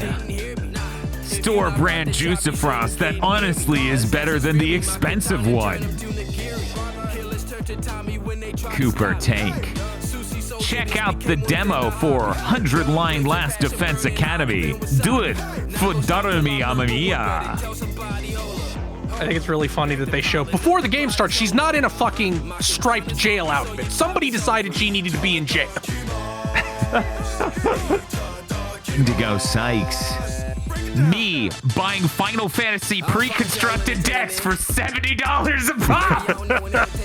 Yeah, that's also how I kind of feel. Damn. Hey Siri, can you make the Podlords more welcoming? Star of Providence on Switch and the Into Oblivion update for PC is out today, and Shinji 16 begs all of you to check it out. This raccoon is going back to Hawaii for some booty. I beat Mirror of Fate.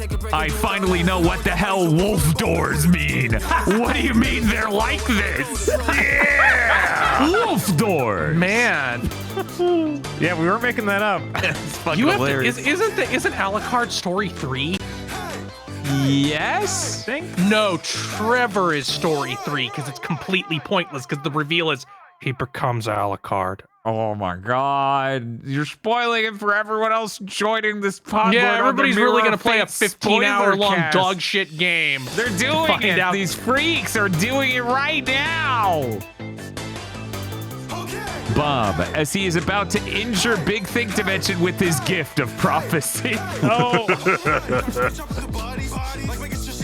Sarah Lean. Timothy Pfister has started Hunter x Hunter. Insane to find out how much of Trails in the Sky's DNA is in this series specifically.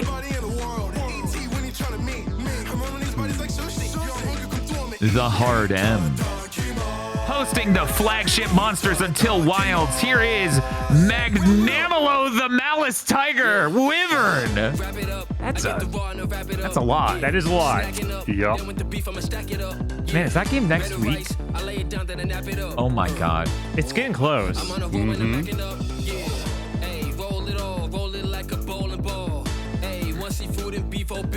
Maddie Mo. Cleo Chrome. fucking hell, Hasbro. Way to make the Final Fantasy crossover the most expensive precons ever. Really gonna encourage new blood. Well, they don't need new blood. They're a speculative asset now. They need Crypto God. Uh-huh. Hasbro's not here for you. I don't know if you've been paying attention. Have you not noticed that new economic castes are forming in front of us? Like, sorry, you're priced out of that hobby now. Yeah. You call that farting on someone? You missed by a mile. Try again. Yeah, that took me like 10 tries because I didn't know what the fuck they wanted out of me.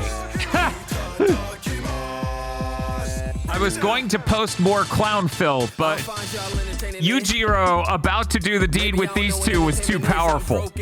I need the timeline where Grappler Baki causes an international incident because it ends with Yujiro Hanma telling Elon Musk, "I will sexually assault you." Oh my god! Virmvarm. Sakata Kintoki. This looks like it should have been Johnny Cage. He's strong, yeah. I love this dude. He's awesome. His whole thing is he loves gold, and you look through his bio, and it's like his favorite dog is Golden Retriever. His favorite apple is Golden Delicious. Slightly above average, has paid off his credit card debt and can now be a pod lord again. They don't have an image, so I was scared it might be Goku's mouth or Jinkarya at 1% transparency. You never know. Luckily, no one ever turned Goku mouth on us. I think one person only noticed after, 27 episodes of us adding 1% transparency? Anyway. Now that you're on a Warriors kick, always was, time to review the Dynasty Warriors movie on Netflix. Oh, that exists? Oh, yeah, it's inevitable. Yeah. We talked about it a lot during that stream, actually. We did. And then I was like, we should just watch Red Cliff instead. Red Dawn? Red Cliff. Red Cliff, yes. Red Dawn's a very different movie. Very different movie. I support Agro's historical movie picks, even if it's not his birthday. Picture may or may not be related. Shortest, dankest Oppenheimer of the century. It's that fucking weird cat again. Oh my god, of course it was the image, but Cryptid Bird, Digital Basic, Conchome, Forma de Kiyomaru. I don't like that. And the Gilgamesh Channel, which they have their own Patreon for creating things, so it doesn't let me grab your image normally. So I mean, it's just Gilgamesh. I think that gets the point. Yeah, I think I see him over there. Thank you very much to our Podlords. Thank you, Podlords. Thank you, Podlords. Thank you, Podlords. And if you'd like to become a Podlord, you can go to our Patreon at patreon.com/GB Podcast. For as little as $5 a month, you get access to many benefits, such as early access to chugging bleach. Yes. The yawning chasm of silence will be filled with something within a couple months, so don't worry. Yeah. You also get a Patreon exclusive content for other shows we do, and a Patreon funded thing one a month, either a commentary track for a public show where we watch a horrible thing, or a private show where we watch a good thing and talk about it. You can go listen to us talk about Rumble in the Bronx. That's out, right? Very soon.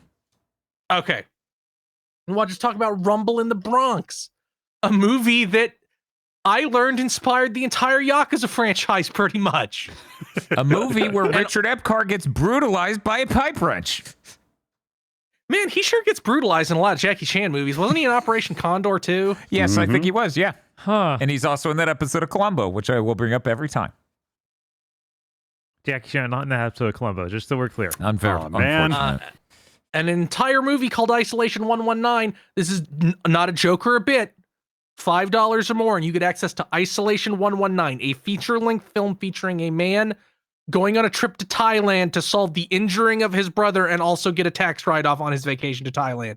Patreon.com/GB Podcast. And if you don't have any money, it helps us immensely to tell your friends, rate us on Thursdays, rate us on your podcasting app of choice. And like, leave a comment, and subscribe on YouTube if you listen that way right now. Patreon.com/GB Podcasts.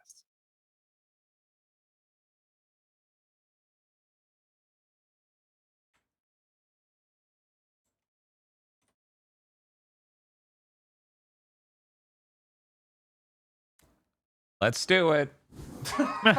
We know what goes here.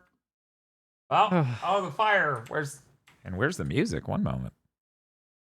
It's not doing anything. Oh, there we go. Let's do the industry burning down segment. This is what people want, right? I guess. Yeah. Let me go look at it. I have to start 3 things simultaneously across 2 pieces of software, and then one of them it's didn't fine. work. I can start. NetEase lays off Marvel Rivals support studio. People blew up on Blue Sky and Twitter when this news came out, but this is not the core development team. That team is in China. This was a support studio in Seattle. It seems like the entire team was laid off.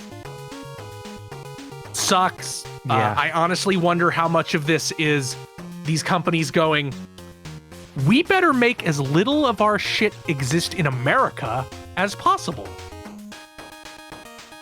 Understandable. Like, I honestly wonder if we won't start seeing even Japanese companies start to slowly, like, shrink their their American branches and move some of their functionality back to Japan or to other places. Because it's like, we can't trust anybody in America right now. Your fucking leader's a lunatic. We have no guarantee he won't suddenly decide, well, you have an American branch, give us all your shit. Give us all your information right now. Just a shitty situation back to front. Mm-hmm. Niantic Inc., that is Pokemon Go, is in talk to sell its video game business to Saudi Arabia-controlled Scopely Incorporated for about $3.5 billion. Deal could be announced in the coming weeks. That will include Pokemon Go and everything like that. Embrace this is their not wishes. some weird deal. Mm-hmm. Embrace their wishes. They got this. Right. I mean, this is the exact deal that Embracer went out of business because it fell through. Right. Like, exactly this. Worth noting, they also did the Monster Hunter game. Yes. Go? Yes. Question mark? I don't remember.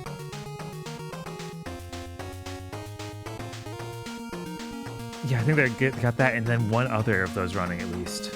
Yes, there's definitely a hidden one. Right. Monster Hunter Now, that's the actual name. Okay. I want my Monster Hunter, and I want it now. I was like, it's not Go, but I don't know what it is, so I can't really just. Yeah. Man.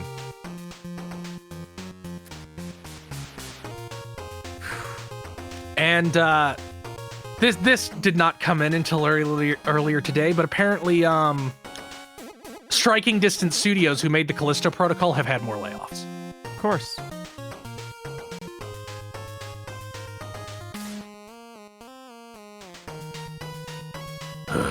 Yeah. And Microsoft announces fucking bullshit that won't work and do any. They announced an AI Genie called Muse.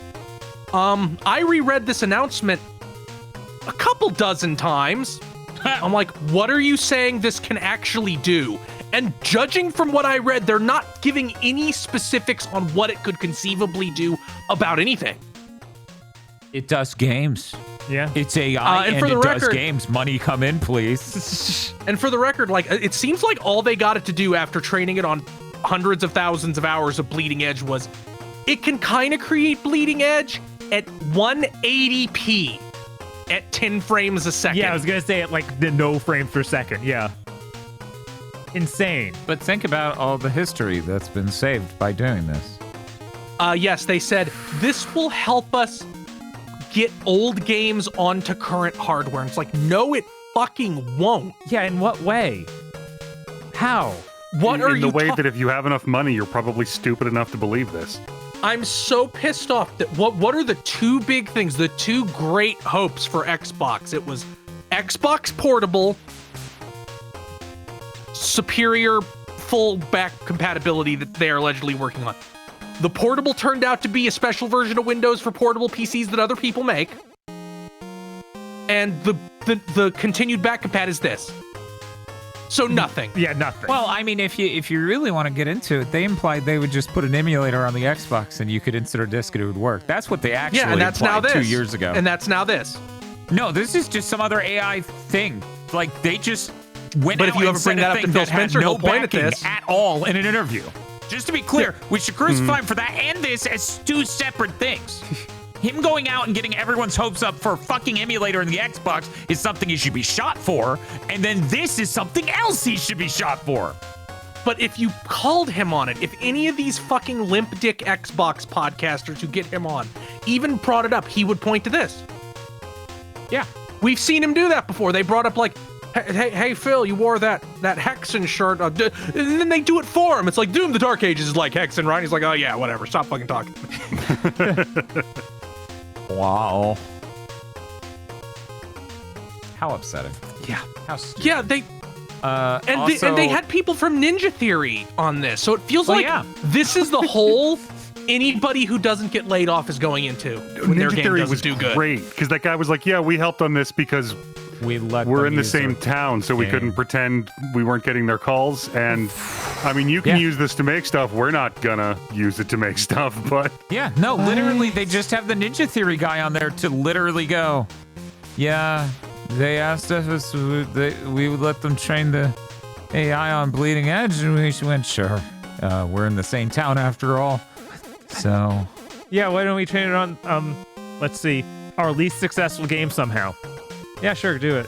Oh, a multiplayer game. That's a fucking stellar choice. Yeah. Training a multiplayer game. Well, they can have just bots kill each other for thousands of No, they hours. can't because AIs don't do that. It doesn't understand there's an AI underneath that needs to... There's no level at which this even begins to be a feasible exercise. yeah, like this trend is becoming self-parody. Yes, it is. Like, literally, if you had chosen Hellblade 1, it would have made more sense. So, like, yeah, just have this lady travel through abstract hellish imagery.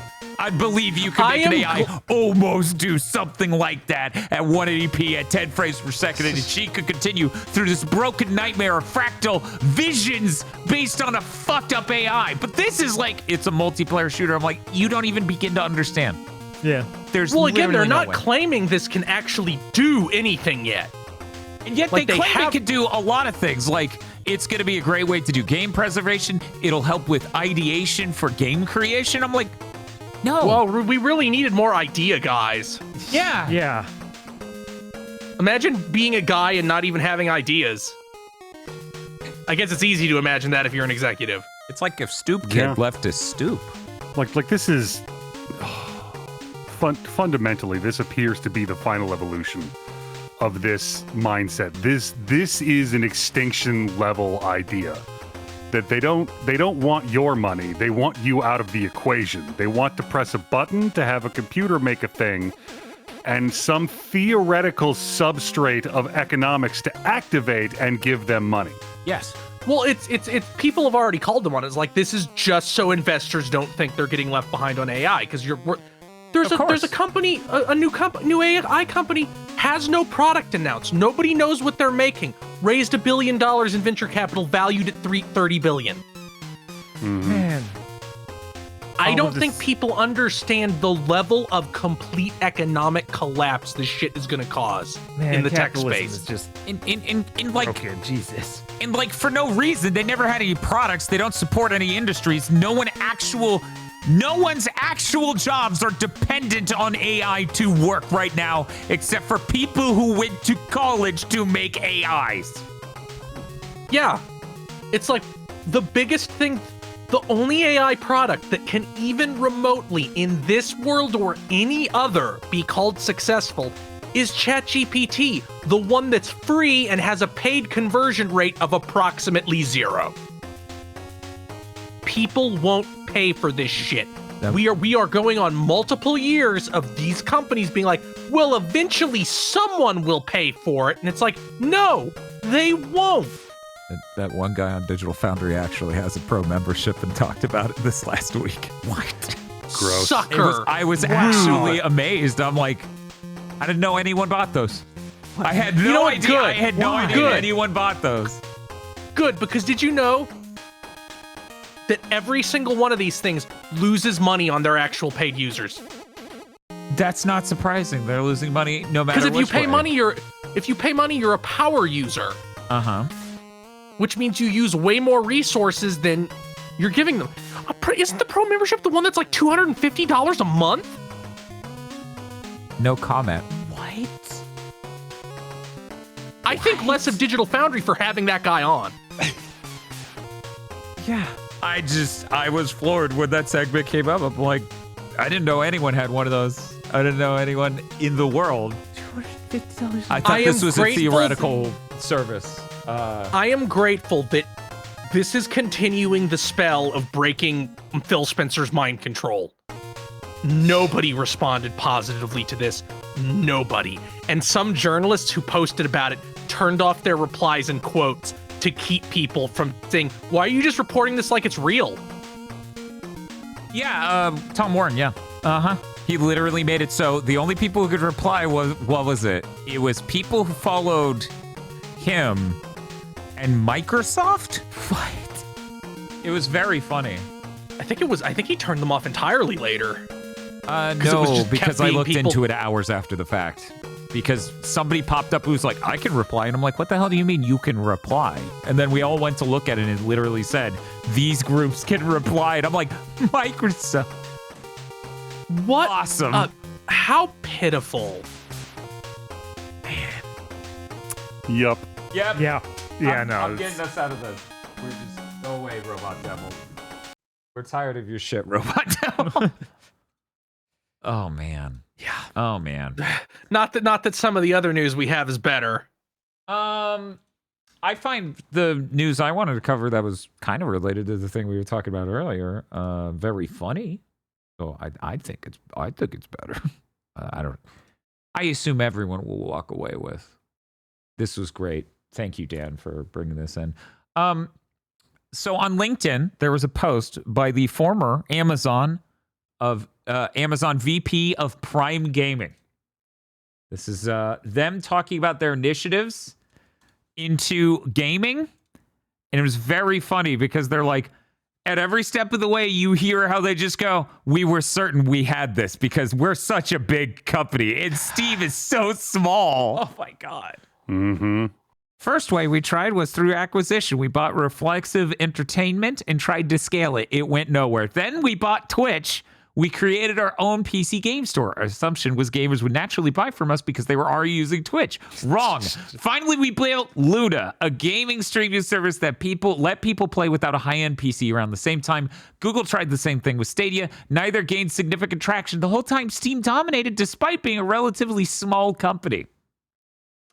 The mistake was we underestimated what made consumers use Steam. It was a store, a social network, a library, a trophy case, all in one, and it worked well. At Amazon, we assumed the size and visibility would be enough to attract customers, but we underestimated the power of existing user habits.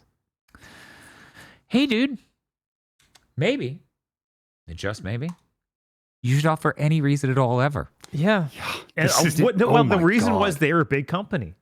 No, that's not a reason. Yeah, that's it. So that doesn't insane. exist. That doesn't matter. Like the things he's laying out as revelations is like 101 shit, my guy. Yeah, it's like you looked at your hand. Wow. You got 5 fingers.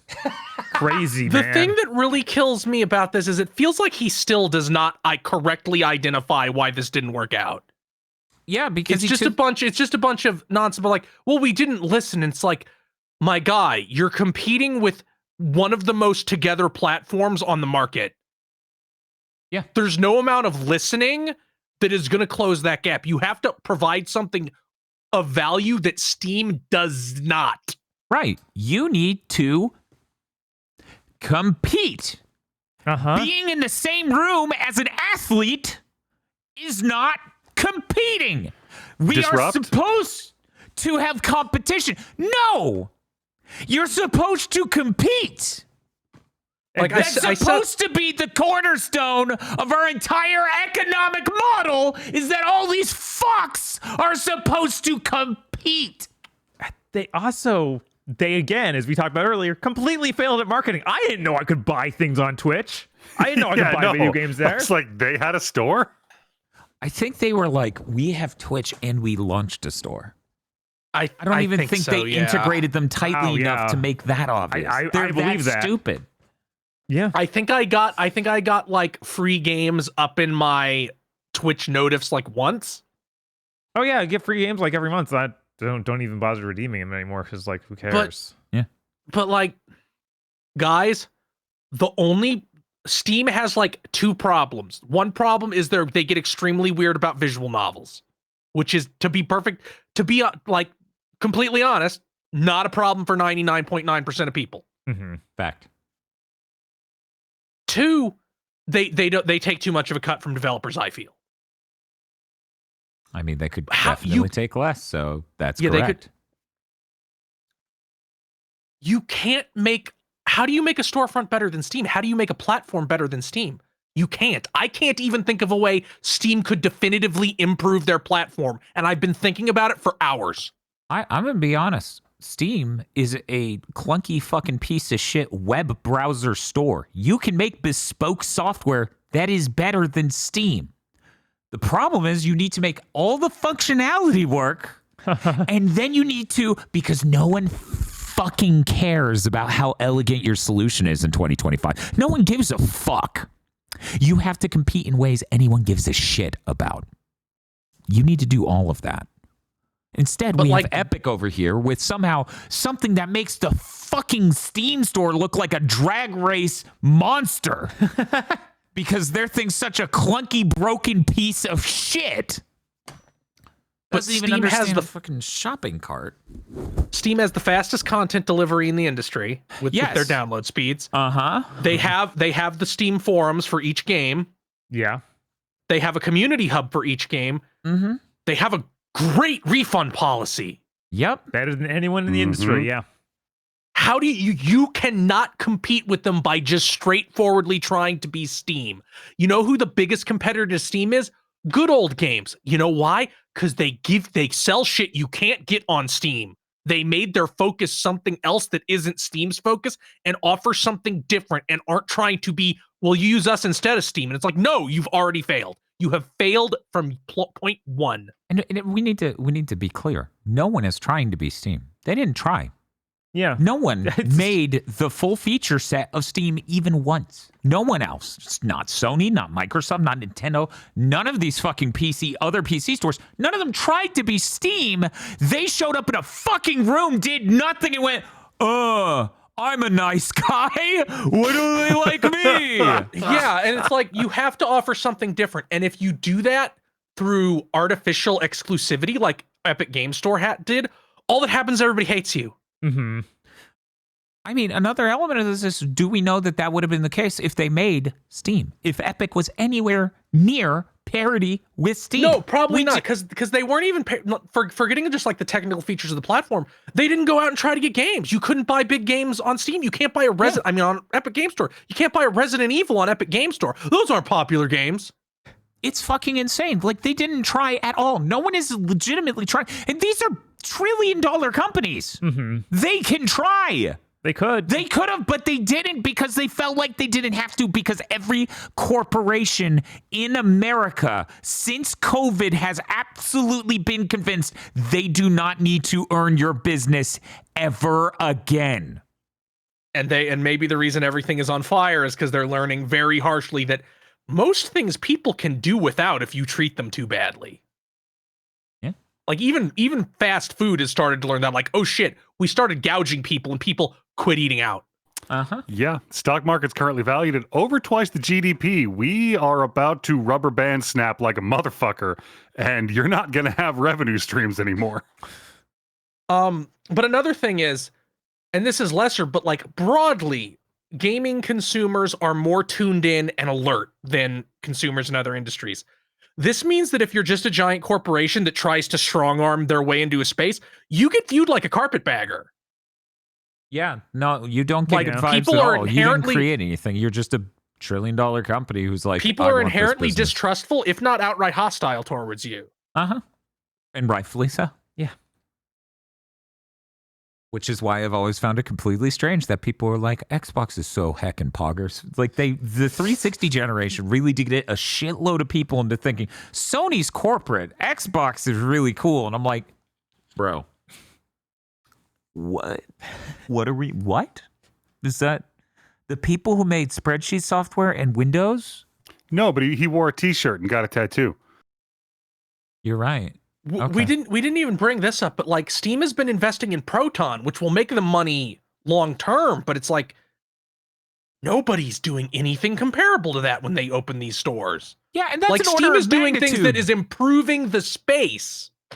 If you chart out what the core features of Steam are, most of them are here. Proton is all the fucking way over here. Like, that isn't even... You didn't get a shopping cart working. You don't have these fucking achievements working. You don't have trading cards. You don't have forums. You don't have any of this shit. And You don't have workshop support. Yeah, you don't have workshop support. You don't have anywhere near the parity when it comes to selection. You don't It's have not as easy to shit. get your game on these platforms as it is Steam. Somehow you made a clunkier fucking service than Steam. It's just Yeah. unfucking real how much these fucking self-absorbed dickheads think they could have just strolled into the marketplace and win. And then they're just fucking confused when they didn't try and then they didn't win. Yep. Anyway, I just thought it was incredibly amusing seeing this person going, we needed to be more receptive to the audience. Well, you needed to try it all. Asshole. Anyway, say aggro. I hear you got news. A little bit.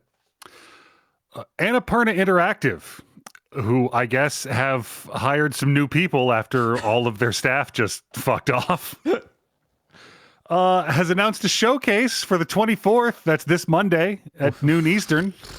All right. Yeah, so apparently they're still alive and doing shit. Can't wait to see how that goes.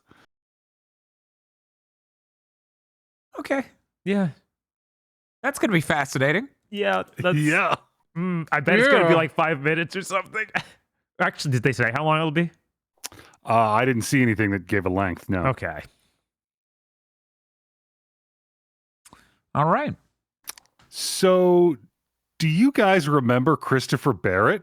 Yes. The guy who worked at Yes. Bungie, who was over Marathon, who got fired allegedly for being a creep, who said, wait, no, it was so they wouldn't have to pay me the money I'm owed and sued And Sony. I said it's both. yeah. Yep. Mm-hmm. And I said, man, he's either completely innocent or the biggest dumbass in the world. Yeah. Yeah, Dan, Did we hit the bout button a couple times because this truly is a what was his plan fucking moment. Oh, you just No. So Sony apparently has the receipts.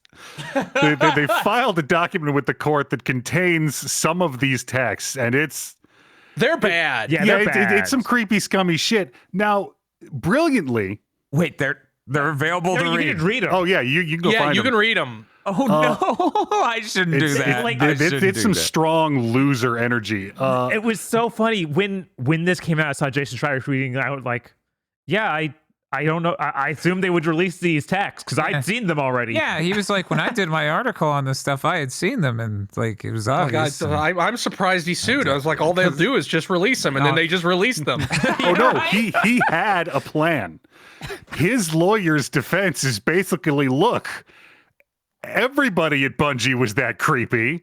Clearly, I am willing to believe that. I am willing to believe that. clearly they fired him over the money thing. And I'm like, yes, work this angle. Release more shit. Yes, I Burn want it to down. Fire I want everyone. Discovery to be like, we want the text of every executive. God. I want this to be a functional legal precedent. You can't fire me for being a creep. If everybody else was also a creep, you have to fire everyone. Don't say that. Well, okay, your idea was fine. I thought you were just going to say you can't fire him like that. That's probably will be literal law within 6 months. Fucking incredible. So yeah, stay tuned for future developments from this God. circus. His plan. One moment. They get one moment. No way you saved those taxes there, right? What are you gonna do? Shoot me? Speaking of clowns.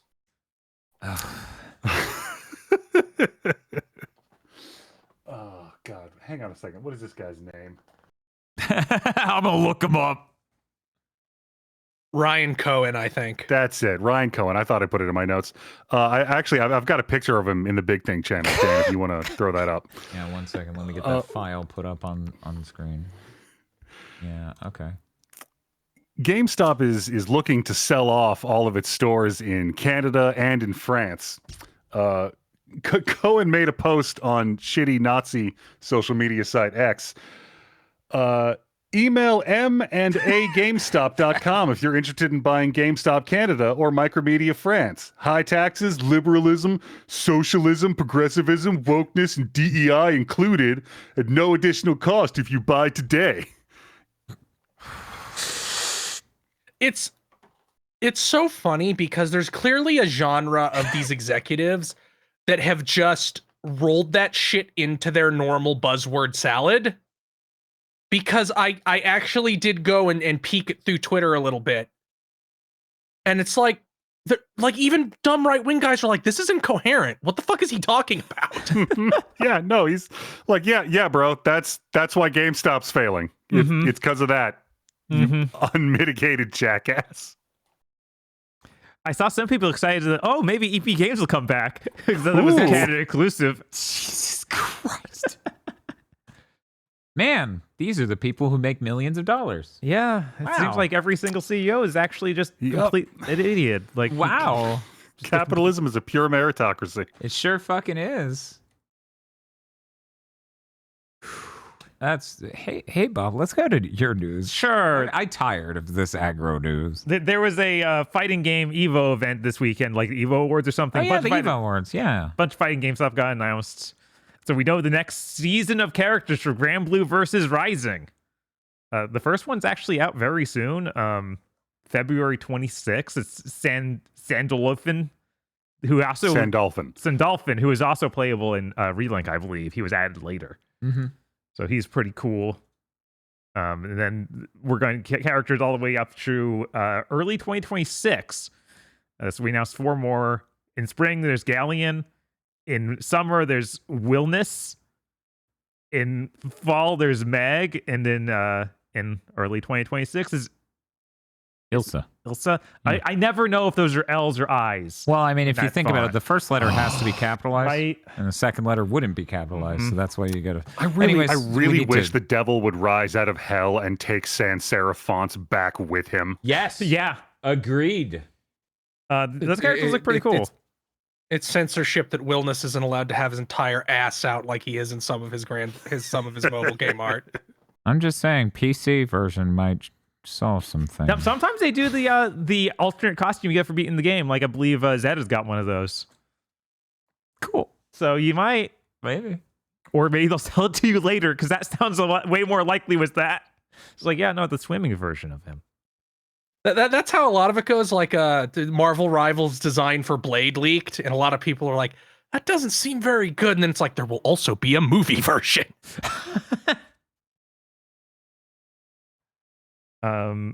We also found out more info about Hunter x Hunter Nen Impacts. That comes out July 17th, so that's the first time we got the date. They also talked about the first season pass, which will have as the first character Nefelpito. Their actual name is Neferipito, as has been localized in countless things before this. Also, it's funny that the absolute most wanted character probably is the first. I know. I was DLC like, character. That seems crazy. Like I saw the rosters in the game. I'm like, yo, those aren't as important as her. How did this happen? I guess you just want to get more sales. Here's pass. The thing that really pisses me off. This DLC pack is 4 characters. Uh-huh. Motherfucker, aiding makes you. You're an aiding game.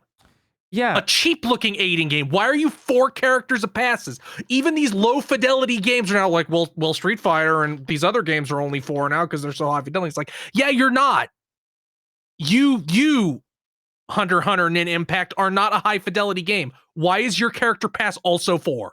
Yeah, it's $15 if you buy it with the game, which the game is $60, which I didn't see coming. Looking at this game, I did. that's not $60. What are you doing? No, every game. You that never see isn't- fighting games come out cheaper than that. every so. game that is At least the character pass is cheaper than 40. Yeah. Yeah, it being $15 seems reasonable for 4 characters and 1 costume. Oh, oh my god. Yeah, I don't.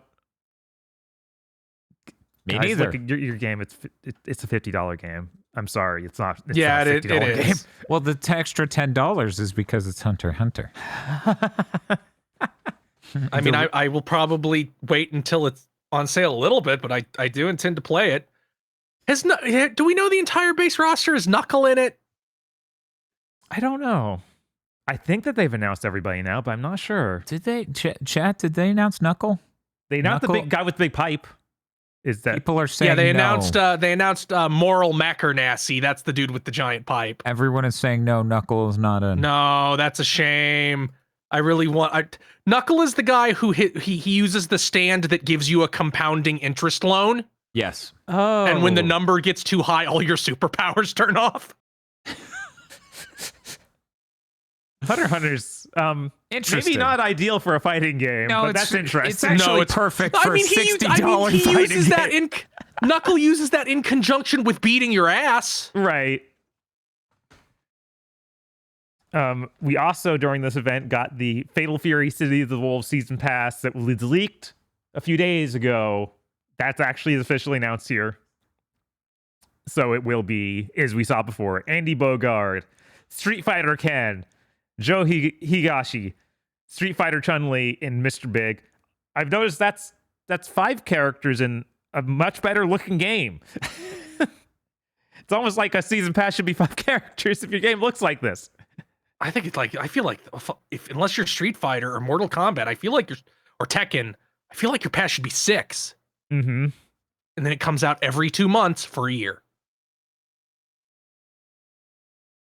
Oh, right. And this is also where they announced that guy I mentioned earlier, the boss of the first Garo game, is playable in this one. He's just in the base game. I played him in the beta. And the beta goes from starting today till Sunday or so. It's the 24th.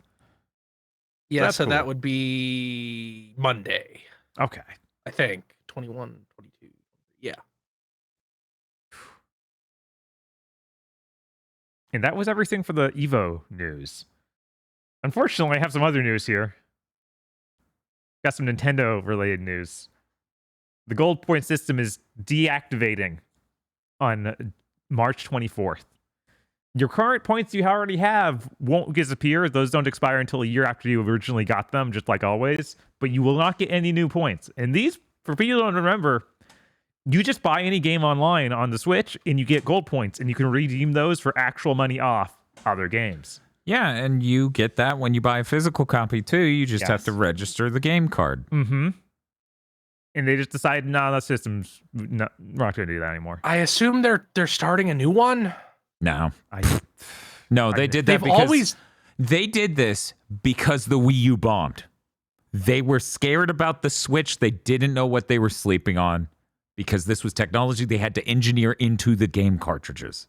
This was a lot of development. This was very foreplanned. That is what happened. They don't have to earn shit anymore, just like every company. yeah. It's not a great exchange rate. It's probably like $1 per $100 you spend. Yeah, it's like, I think it's $1 or $2 per $60 game. It's not a good conversion rate. It's not an insane amount of money you're making here, Right, but it just makes you feel a little good for being like for supporting the platform and Yeah. sticking with them. But Like, I that was am too much. in fact going to go to GameStop, get a job there, and just register every single cartridge they have there and get fired. Because if you're going to fuck me on this, I'm going to rob I'm going to rob you. Wow, why did he buy this game 7 times? Does that work, chat? Can you register 8 copies of Mario Kart 8? I don't think it would do. I don't think that would work. That would be awesome. Nintendo's like, God damn it, this guy bought Mario Kart 17 times. But yeah, people are saying it's 5% for digital, 1% for physical Okay. was the Yeah, it's like deal that was too good. 5% back is too good. I got people saying you can register multiple copies. My God. Oh my God. That GameStop's going to be like, this is the dumbest reason ever someone's gotten a job here. Right. Guy who got a job here to make friends, way smarter than this guy. It's like that episode of The Simpsons with the Big Brother program, and they're like, what? And like the lists are like all these stupid things, and then at the bottom is revenge. And I feel like that's how GameStop's recruiting is. Along with that, they also announced that the Switch vouchers will not work on Switch 2 exclusive games. That voucher system's going away. There could well be another voucher that's more expensive for Switch 2 games, but that'll be separate. That'll be a different voucher, and probably won't even happen, to be honest. We won't. Yeah, This is the I era feel we're like there will entering. probably be a voucher that they like. I'm sure they like people buying twice as much effectively. I'm not confident at all. Maybe years in they'll do something. We'll see. I have enough faith that Nintendo will probably shy away from Uniform 70 just because their audience is still so many kids. That's so fucking expensive for anybody that isn't an adult.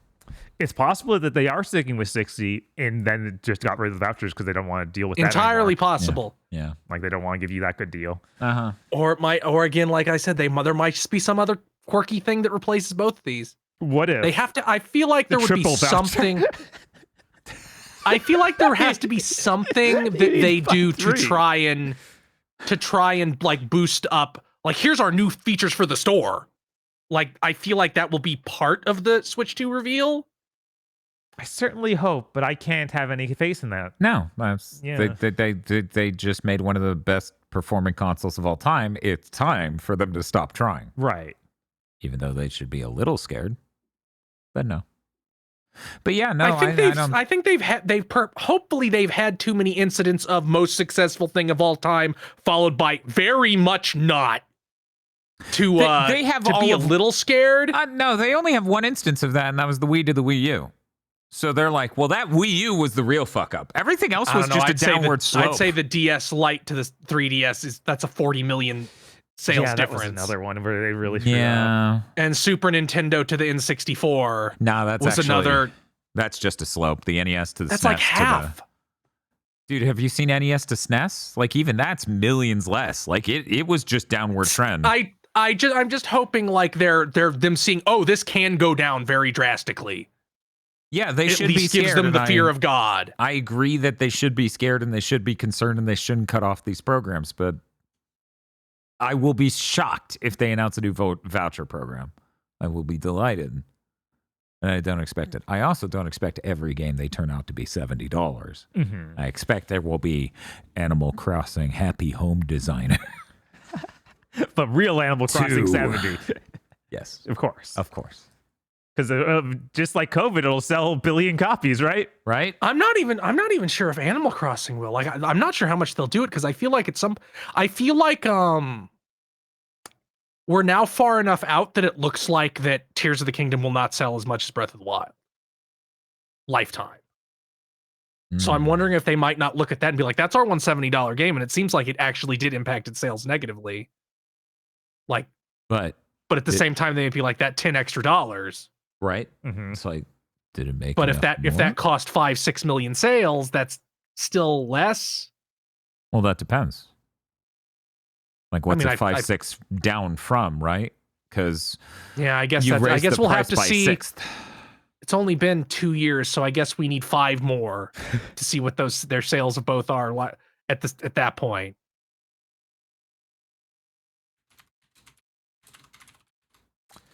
I don't know. Things are gonna get real goofy. Like I feel like the Switch 2 was gonna be $400, but with tariffs it might be $450 now. It'd be really funny if it was $440, just so they know everybody knows. So everybody fucking knows. That would be enormously funny. Yeah. I'm just gonna look into the sales story. Bobby, you have other news? Yes, I do. We know the director of the Street Fighter film now. because there's still a new Street Fighter film. It's Kitao Sakurai, who directed all of the Eric Andre show. Also 4 episodes of Twisted Metal. Huh. Also the Eric Andre TV movie. That's a thing. That's a thing, apparently. I mean, the Twisted Metal show wasn't directed poorly at any point, I don't think. Right? I looked up the episodes, like, all right, they were all license plate numbers, names. I don't know Yes. what these episodes are. Yeah. Yeah. Yeah, I don't know. Yeah, that might be good. I don't know. Eric Andre does falls through different objects frequently. I think we need that energy in Street Fighter. And Bison just goes, nightmare, nightmare, nightmare, nightmare. And then no longer Shadowloo. Applause. Capcom really seems bad at picking anything for these adaptations. Mm-hmm. Why do they keep? I guess they keep doing Street Fighter because they did a bunch of Resident Evil movies, and the most recent one wasn't successful at all. But it's like, man, why do you keep trying Street Fighter? That's a fighting game is a hard thing to make into a movie. It shouldn't be, I think, is what their thought is. It's like, I don't think there's ever been a good one. mm-hmm. That's killing me over here. Why did Charlie do this? If I feel like they should try a Final Fight movie. Yeah, you could But do then that. Sega has the John Wick director attached to a Streets of Rage movie, so it just feels like you'd be limp maybe- coming out compared to maybe they that. should- maybe they Right. should put that out. Maybe. Please. What are we doing here? Stop dicking around, Hollywood. It's weird. Hollywood is a system full of people just not making a thing and taking forever to make the thing. Mm-hmm. Meanwhile, the game industry has become far worse because it just takes 7 years to make a thing. Yeah. In my last piece of news, the Pokemon Presents got announced. It's going to be February 27th at 8 a.m. our time. Which is central Yes. for people who don't live in the same city as us and might want to know what that means. Yeah, it's early as hell. Yeah, it is. That's what they do. What day of the week is that Pokemon Day? I think it's Pokemon Day. Pokemon Day usually happens around this time of year. I don't memorize it because That's next Thursday. what a fake fucking made up day. Chat says yes. Okay, I believe you. That's cool. They usually have pretty good announcements there. I'm very curious what the what was it, Legend ZA, Yeah, I feel like we got to hear about it there. and yet the Switch 2 isn't announced. So that's all right. interesting, fascinating. So they can't announce too much stuff. You would think. I still often think about, man, Scarlet and Violet was great, even though it looked like the melting images of a dying GPU Right. and dying N64. It ran like an N64 game too. What a good game. I'm very excited. Hopefully we hear more about something other than mobile games and Legends ZA. Maybe we hear anything. Yeah, I bet they'll at least tease the next gen. You would think, yeah. Like, there's got to be something like that. They gotta have Heck, something. they might even be like, hey, check out we got a trailer for the new Detective Pikachu movie.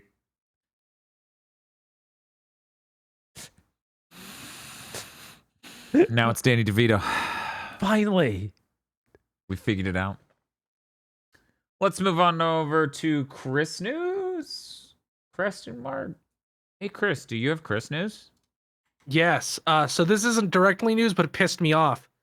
I have the Battle.net app Mm-hmm. Mm-hmm. because in the rare instances I buy a month of World of Warcraft and then play it. Mm-hmm. I need it to log in. Hmm. They gave me a fucking push notification for Avowed. Yeah. They fucking woke me up. I have since turned off push notification for Battle.net, but they had never sent me one before. They push that shit to your phone? What? Yeah. I can't fucking Wow. believe that. That's hilarious.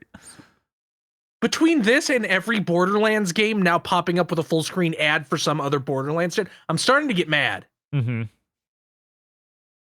I might become a retro game boomer just because they're not trying to sell me shit in the middle of the thing that I paid for already. It's true. Good year to get into retro gaming. Real quick, just before we move on, I do want to say I understand why they would put it on Battle.net, because I feel like there is an audience on Battle.net for people who like a game like Avowed. Mm-hmm. Let's see if it works out for them. 2 copies sold. Yes. So Netflix picks up Paramount's trash. Netflix will be the new home for the Halo show in the sense that you can watch it there, not that there is a season 3. Oh, thank God. It's really funny because in this story, they got people who worked on the show being like, I don't know what they were doing with that fucking Master Chief romance subplot. What the fuck's wrong with them? Yeah, no, it was fucking trash. It says a lot that it's one of the few video game adaptations we did not review even a whole season of. Although, to be fair, that is because they did it weekly. No, it's because the episodes are huge and it was dog shit by 3 episodes in. That was, I'm not going to sit here and chug an unbelievable quantity of show that is bad from the get. Yeah, it is. That's It had true. that stink of new track. It did, yeah. Which is now dead thanks to Section 31. Please, please. I mean, that seemed to have broken every single Trek fan. It's like the debate on whether or not new Trek is good or not was ended definitively by that. It's the first time I've ever seen Rich Evans and Mike Stoklasov genuinely look suicidal talking about something. Please look forward to our Orville podcast. We're going to review all of the Orville. Rumor.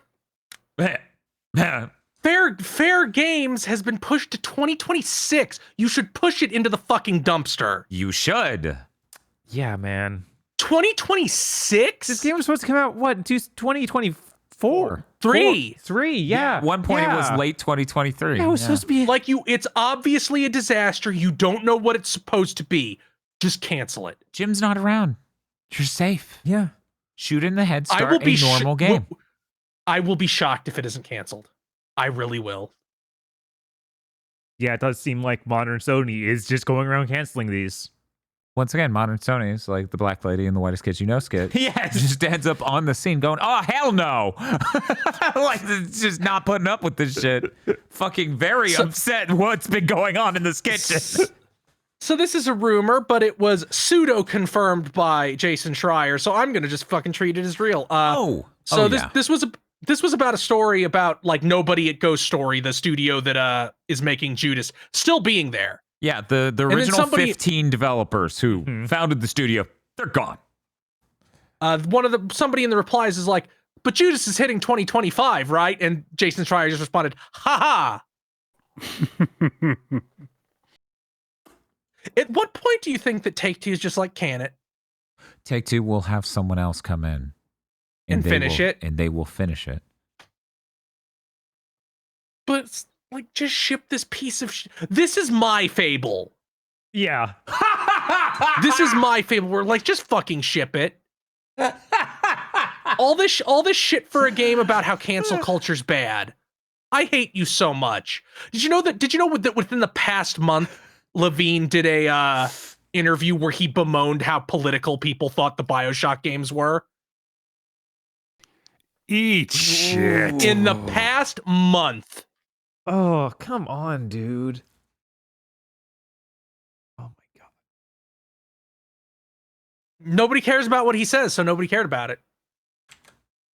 That's true. So wait, there's a non-zero chance, and I hate this. There's a non-zero chance they're gonna ship Fable and this game at the same time. We're gonna have to record 2 of the most corrosive spoiler casts we've ever recorded in a row. Yeah. I'm still scared that Judas is a roguelike. Oh yeah. Why wouldn't you be? Oh, no. I mean, like, yes and no. Absolutely, it's going to have roguelike shit in it, but it's going to be implemented in such an inconsistent and impossible to understand way that it won't even feel like you're playing a roguelike. Yes, that's exactly what I expect to. That's what I've always wanted. My favorite game, We Happy Few. So Shuhei Yoshida got put in charge of the PlayStation Indies initiative a couple years before he left. Mm-hmm. That was because Jim Ryan told him, take this demotion or leave. It sucks. So for years, I was one like, this company being fucked up can't be this one person. It must be complex and nuanced. And now history has repeatedly pounded me with, no, it is this one guy being a dumbass. So for people who don't pay attention to the track record, every single one of those 8th gen games that were a refreshing reboot of a series like the God of War one, the Spider-Man thing, all these other PS4 titles, Death Stranding, Ghost of Tsushima, all of that is under the stewardship of Shuhei Yoshida. And then Jim Ryan stepped in at the very end of that generation and said, you're going to deal with indies for us, or you're going to leave the company. Herman Hulst is now going to be the person over all this. And since then, we've had nothing but a few sequels and a shitload of live service games. So about how this entire time we were right, and those two should have been fucking fired and ruined Sony, and it would take people way too long to come to terms with this. Oh, Sony fanboys are still unbelievably fucking defensive about it. I'm seeing them pop up in the replies to other things. I'm like, I bet this is Jim Ryan's fault too, huh? Of course. Yes. Yes, it's his name is on this one. No, this was about completely unrelated. Oh, no, I don't things. care what you're talking about. Yes. Yeah. But yeah, like I'm so sick of this new genre of that isn't a fan of a person, but of a person or a product even, but of a company. Mm-hmm. Yep. Subhuman. Literally. I cannot conceive of them as human beings. A man chooses, a slave obeys. Thank you, Aggro. That was very smart of you to say. But not political. Just so we're clear. Just so we're clear, not political. Skater Tashawn Jones claims to be an upcoming Tony Hawk game remaster. Yeah, that makes sense. Microsoft bought them. And somebody added that Call of Duty Black Ops 6 map teases Tony Hawk's Pro Skater announcement for March 4th. The obvious one would be 3+4, but I kind of hope it's underground. I want 3+4 first because, oh my God, the saddest thing in the world is going back to either 3 or 4 and being like, I can't get off the skateboard. Uh-huh. You didn't make these maps in 4 for not being able to get off the skateboard. Yeah, those are really good games. I'd love to see them remastered like that because 1, 2 are incredible. Yeah, they are. Yeah. Yeah, just keep doing them. Just keep doing them. Yeah. Give us anything to be even the remotest bit pointing at Xbox and being like, they did something good with what they acquired. This would be the first time, yeah. It would be the first time. Just put ask Project anyone 8 who on worked. back compat. You bought more things. Yes, do another please. wave. Yeah, can you figure that out? Do another wave of backwards compatibility. Do you know the fucking PR cocksucking you would get if you did one more, even just shit you got with Activision? Mm-hmm. People would go, Crash of the Titans, holy shit.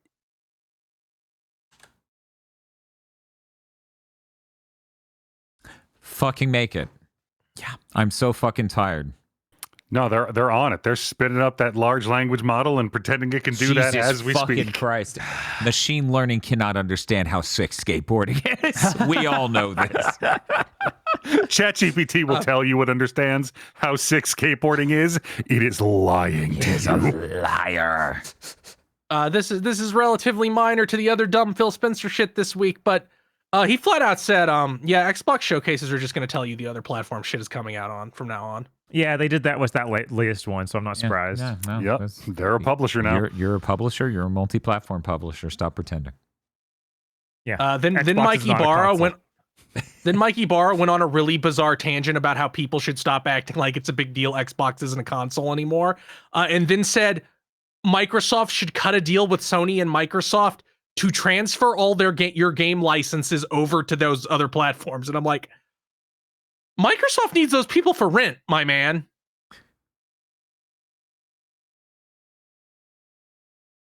Why would Microsoft do that? To what end? It's something he wants them to do, so they should do it. But Mikey Barra is also the one who's like, we should tip Sony for God of War. Yep. What? Yeah, and you don't remember that infamous quote? Yeah, where he's like, you should be able to tip that developers when you really liked a that. game, and his example was God of War Ragnarok. And a bunch of other things where it's like, no, in like this exact use case you listed, none of that money would go to the devs, which you said was the whole point. Mm. You made the whole point of why this makes no sense.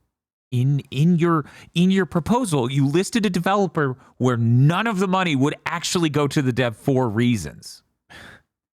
And that was how many years ago? 2 years ago? I think about that occasionally. I think about that, dude. You live so far out of fucking touch with normal goddamn people. Anyway, let's move on. We're moving on.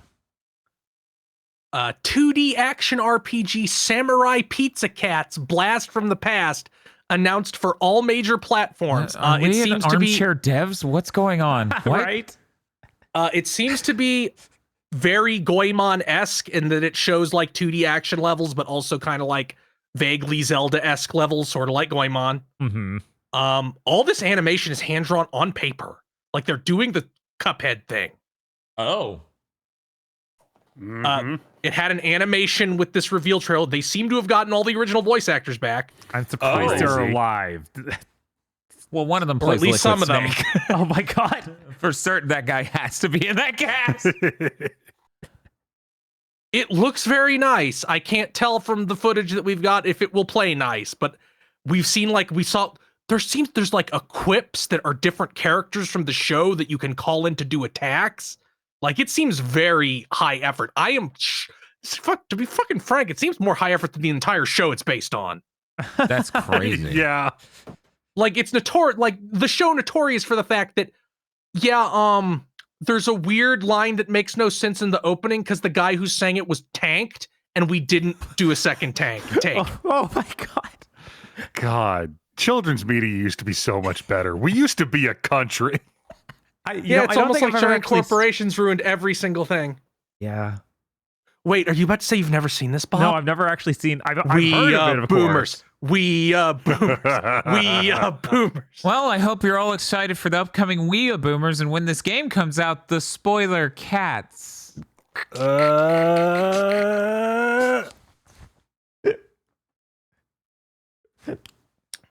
And finally, limited run games Rugrats and Gameland Cart will eventually destroy your NES. Yeah.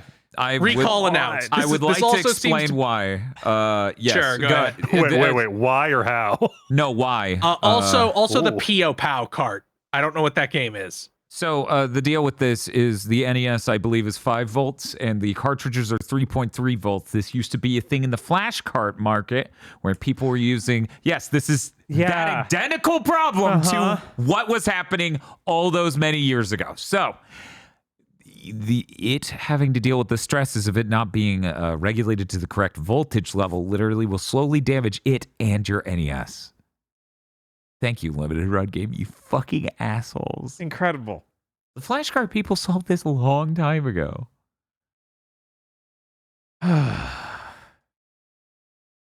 It's so great that out of everything going on at Embracer, Limited Run Game's doing fine. Mm-hmm. We're literally making trash that destroys antique hardware while saying it's for the history. Also, we'll never reprint it. For history. But we'll also reprint it. But we won't reprint it. But it'll damage everything. And I burned the CD-ROM in my COG pack for Saria. I hope it works on your TurboGrafx 16. God. Yeah, they never released Castlevania Rondo of Blood, did they? No, they haven't even spoken about it in over 3 years. Criminals. Oh. Yeah, no, they announced that 3 limited run game expos ago at the end of their fucking expo, and they have not said a single word since.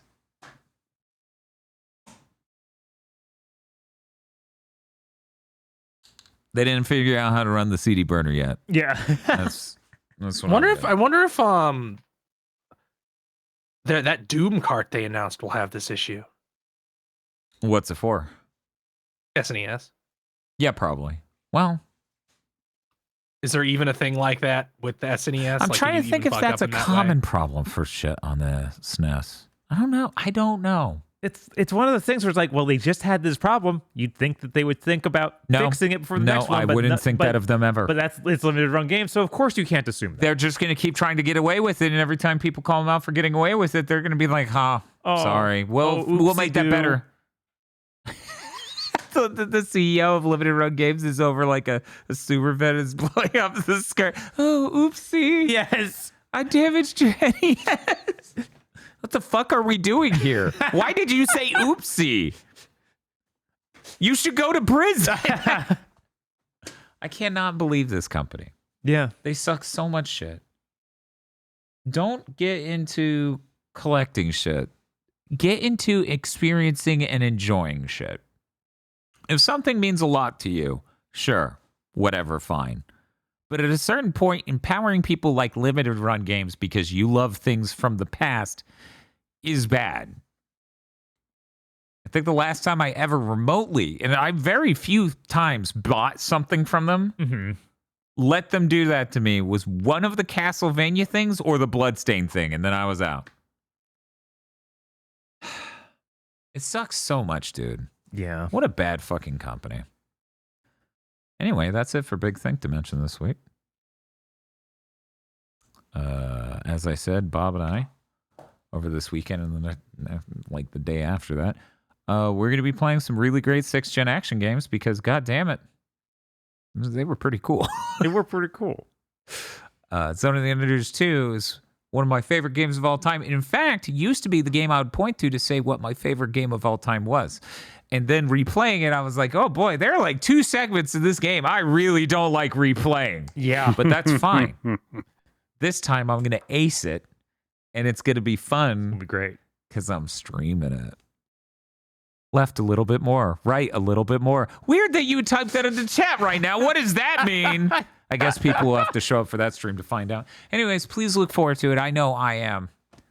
And luckily, Bob did not play Devil May Cry 3 Switch without me while I was out of town. But unfortunately, he did play Ninja Gaiden 2 Black without me, so I still don't know what's in that game. Which is very unfortunate. That game has very funny moments. Of course.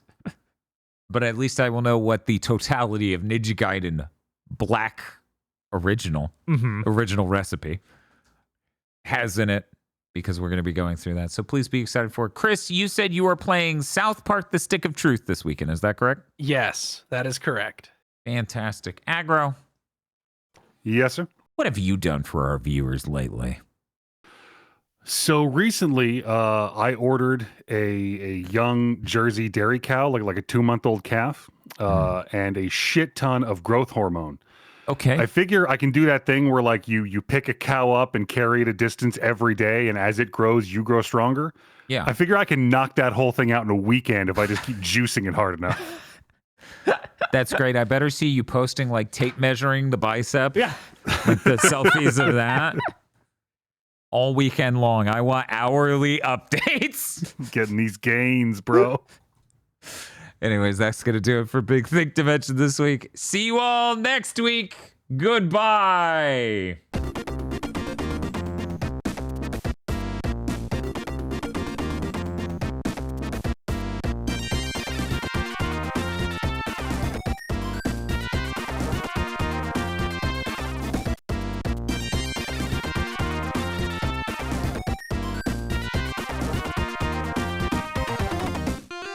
Thank you very much for listening to this episode of Big Think Dimension. Big Think Dimension is only possible because of you and your support over at patreon.com/gbpodcast, where you can get access to Isolation 119, a fantastic film about a guy in a country with a tax break and some other mysteries going on. You can also get early access to Chugging Bleach, which is an anime podcast. And that's kind of it. Oh wait, Jackie January stuff. So anyways, patreon.com/gbpodcast.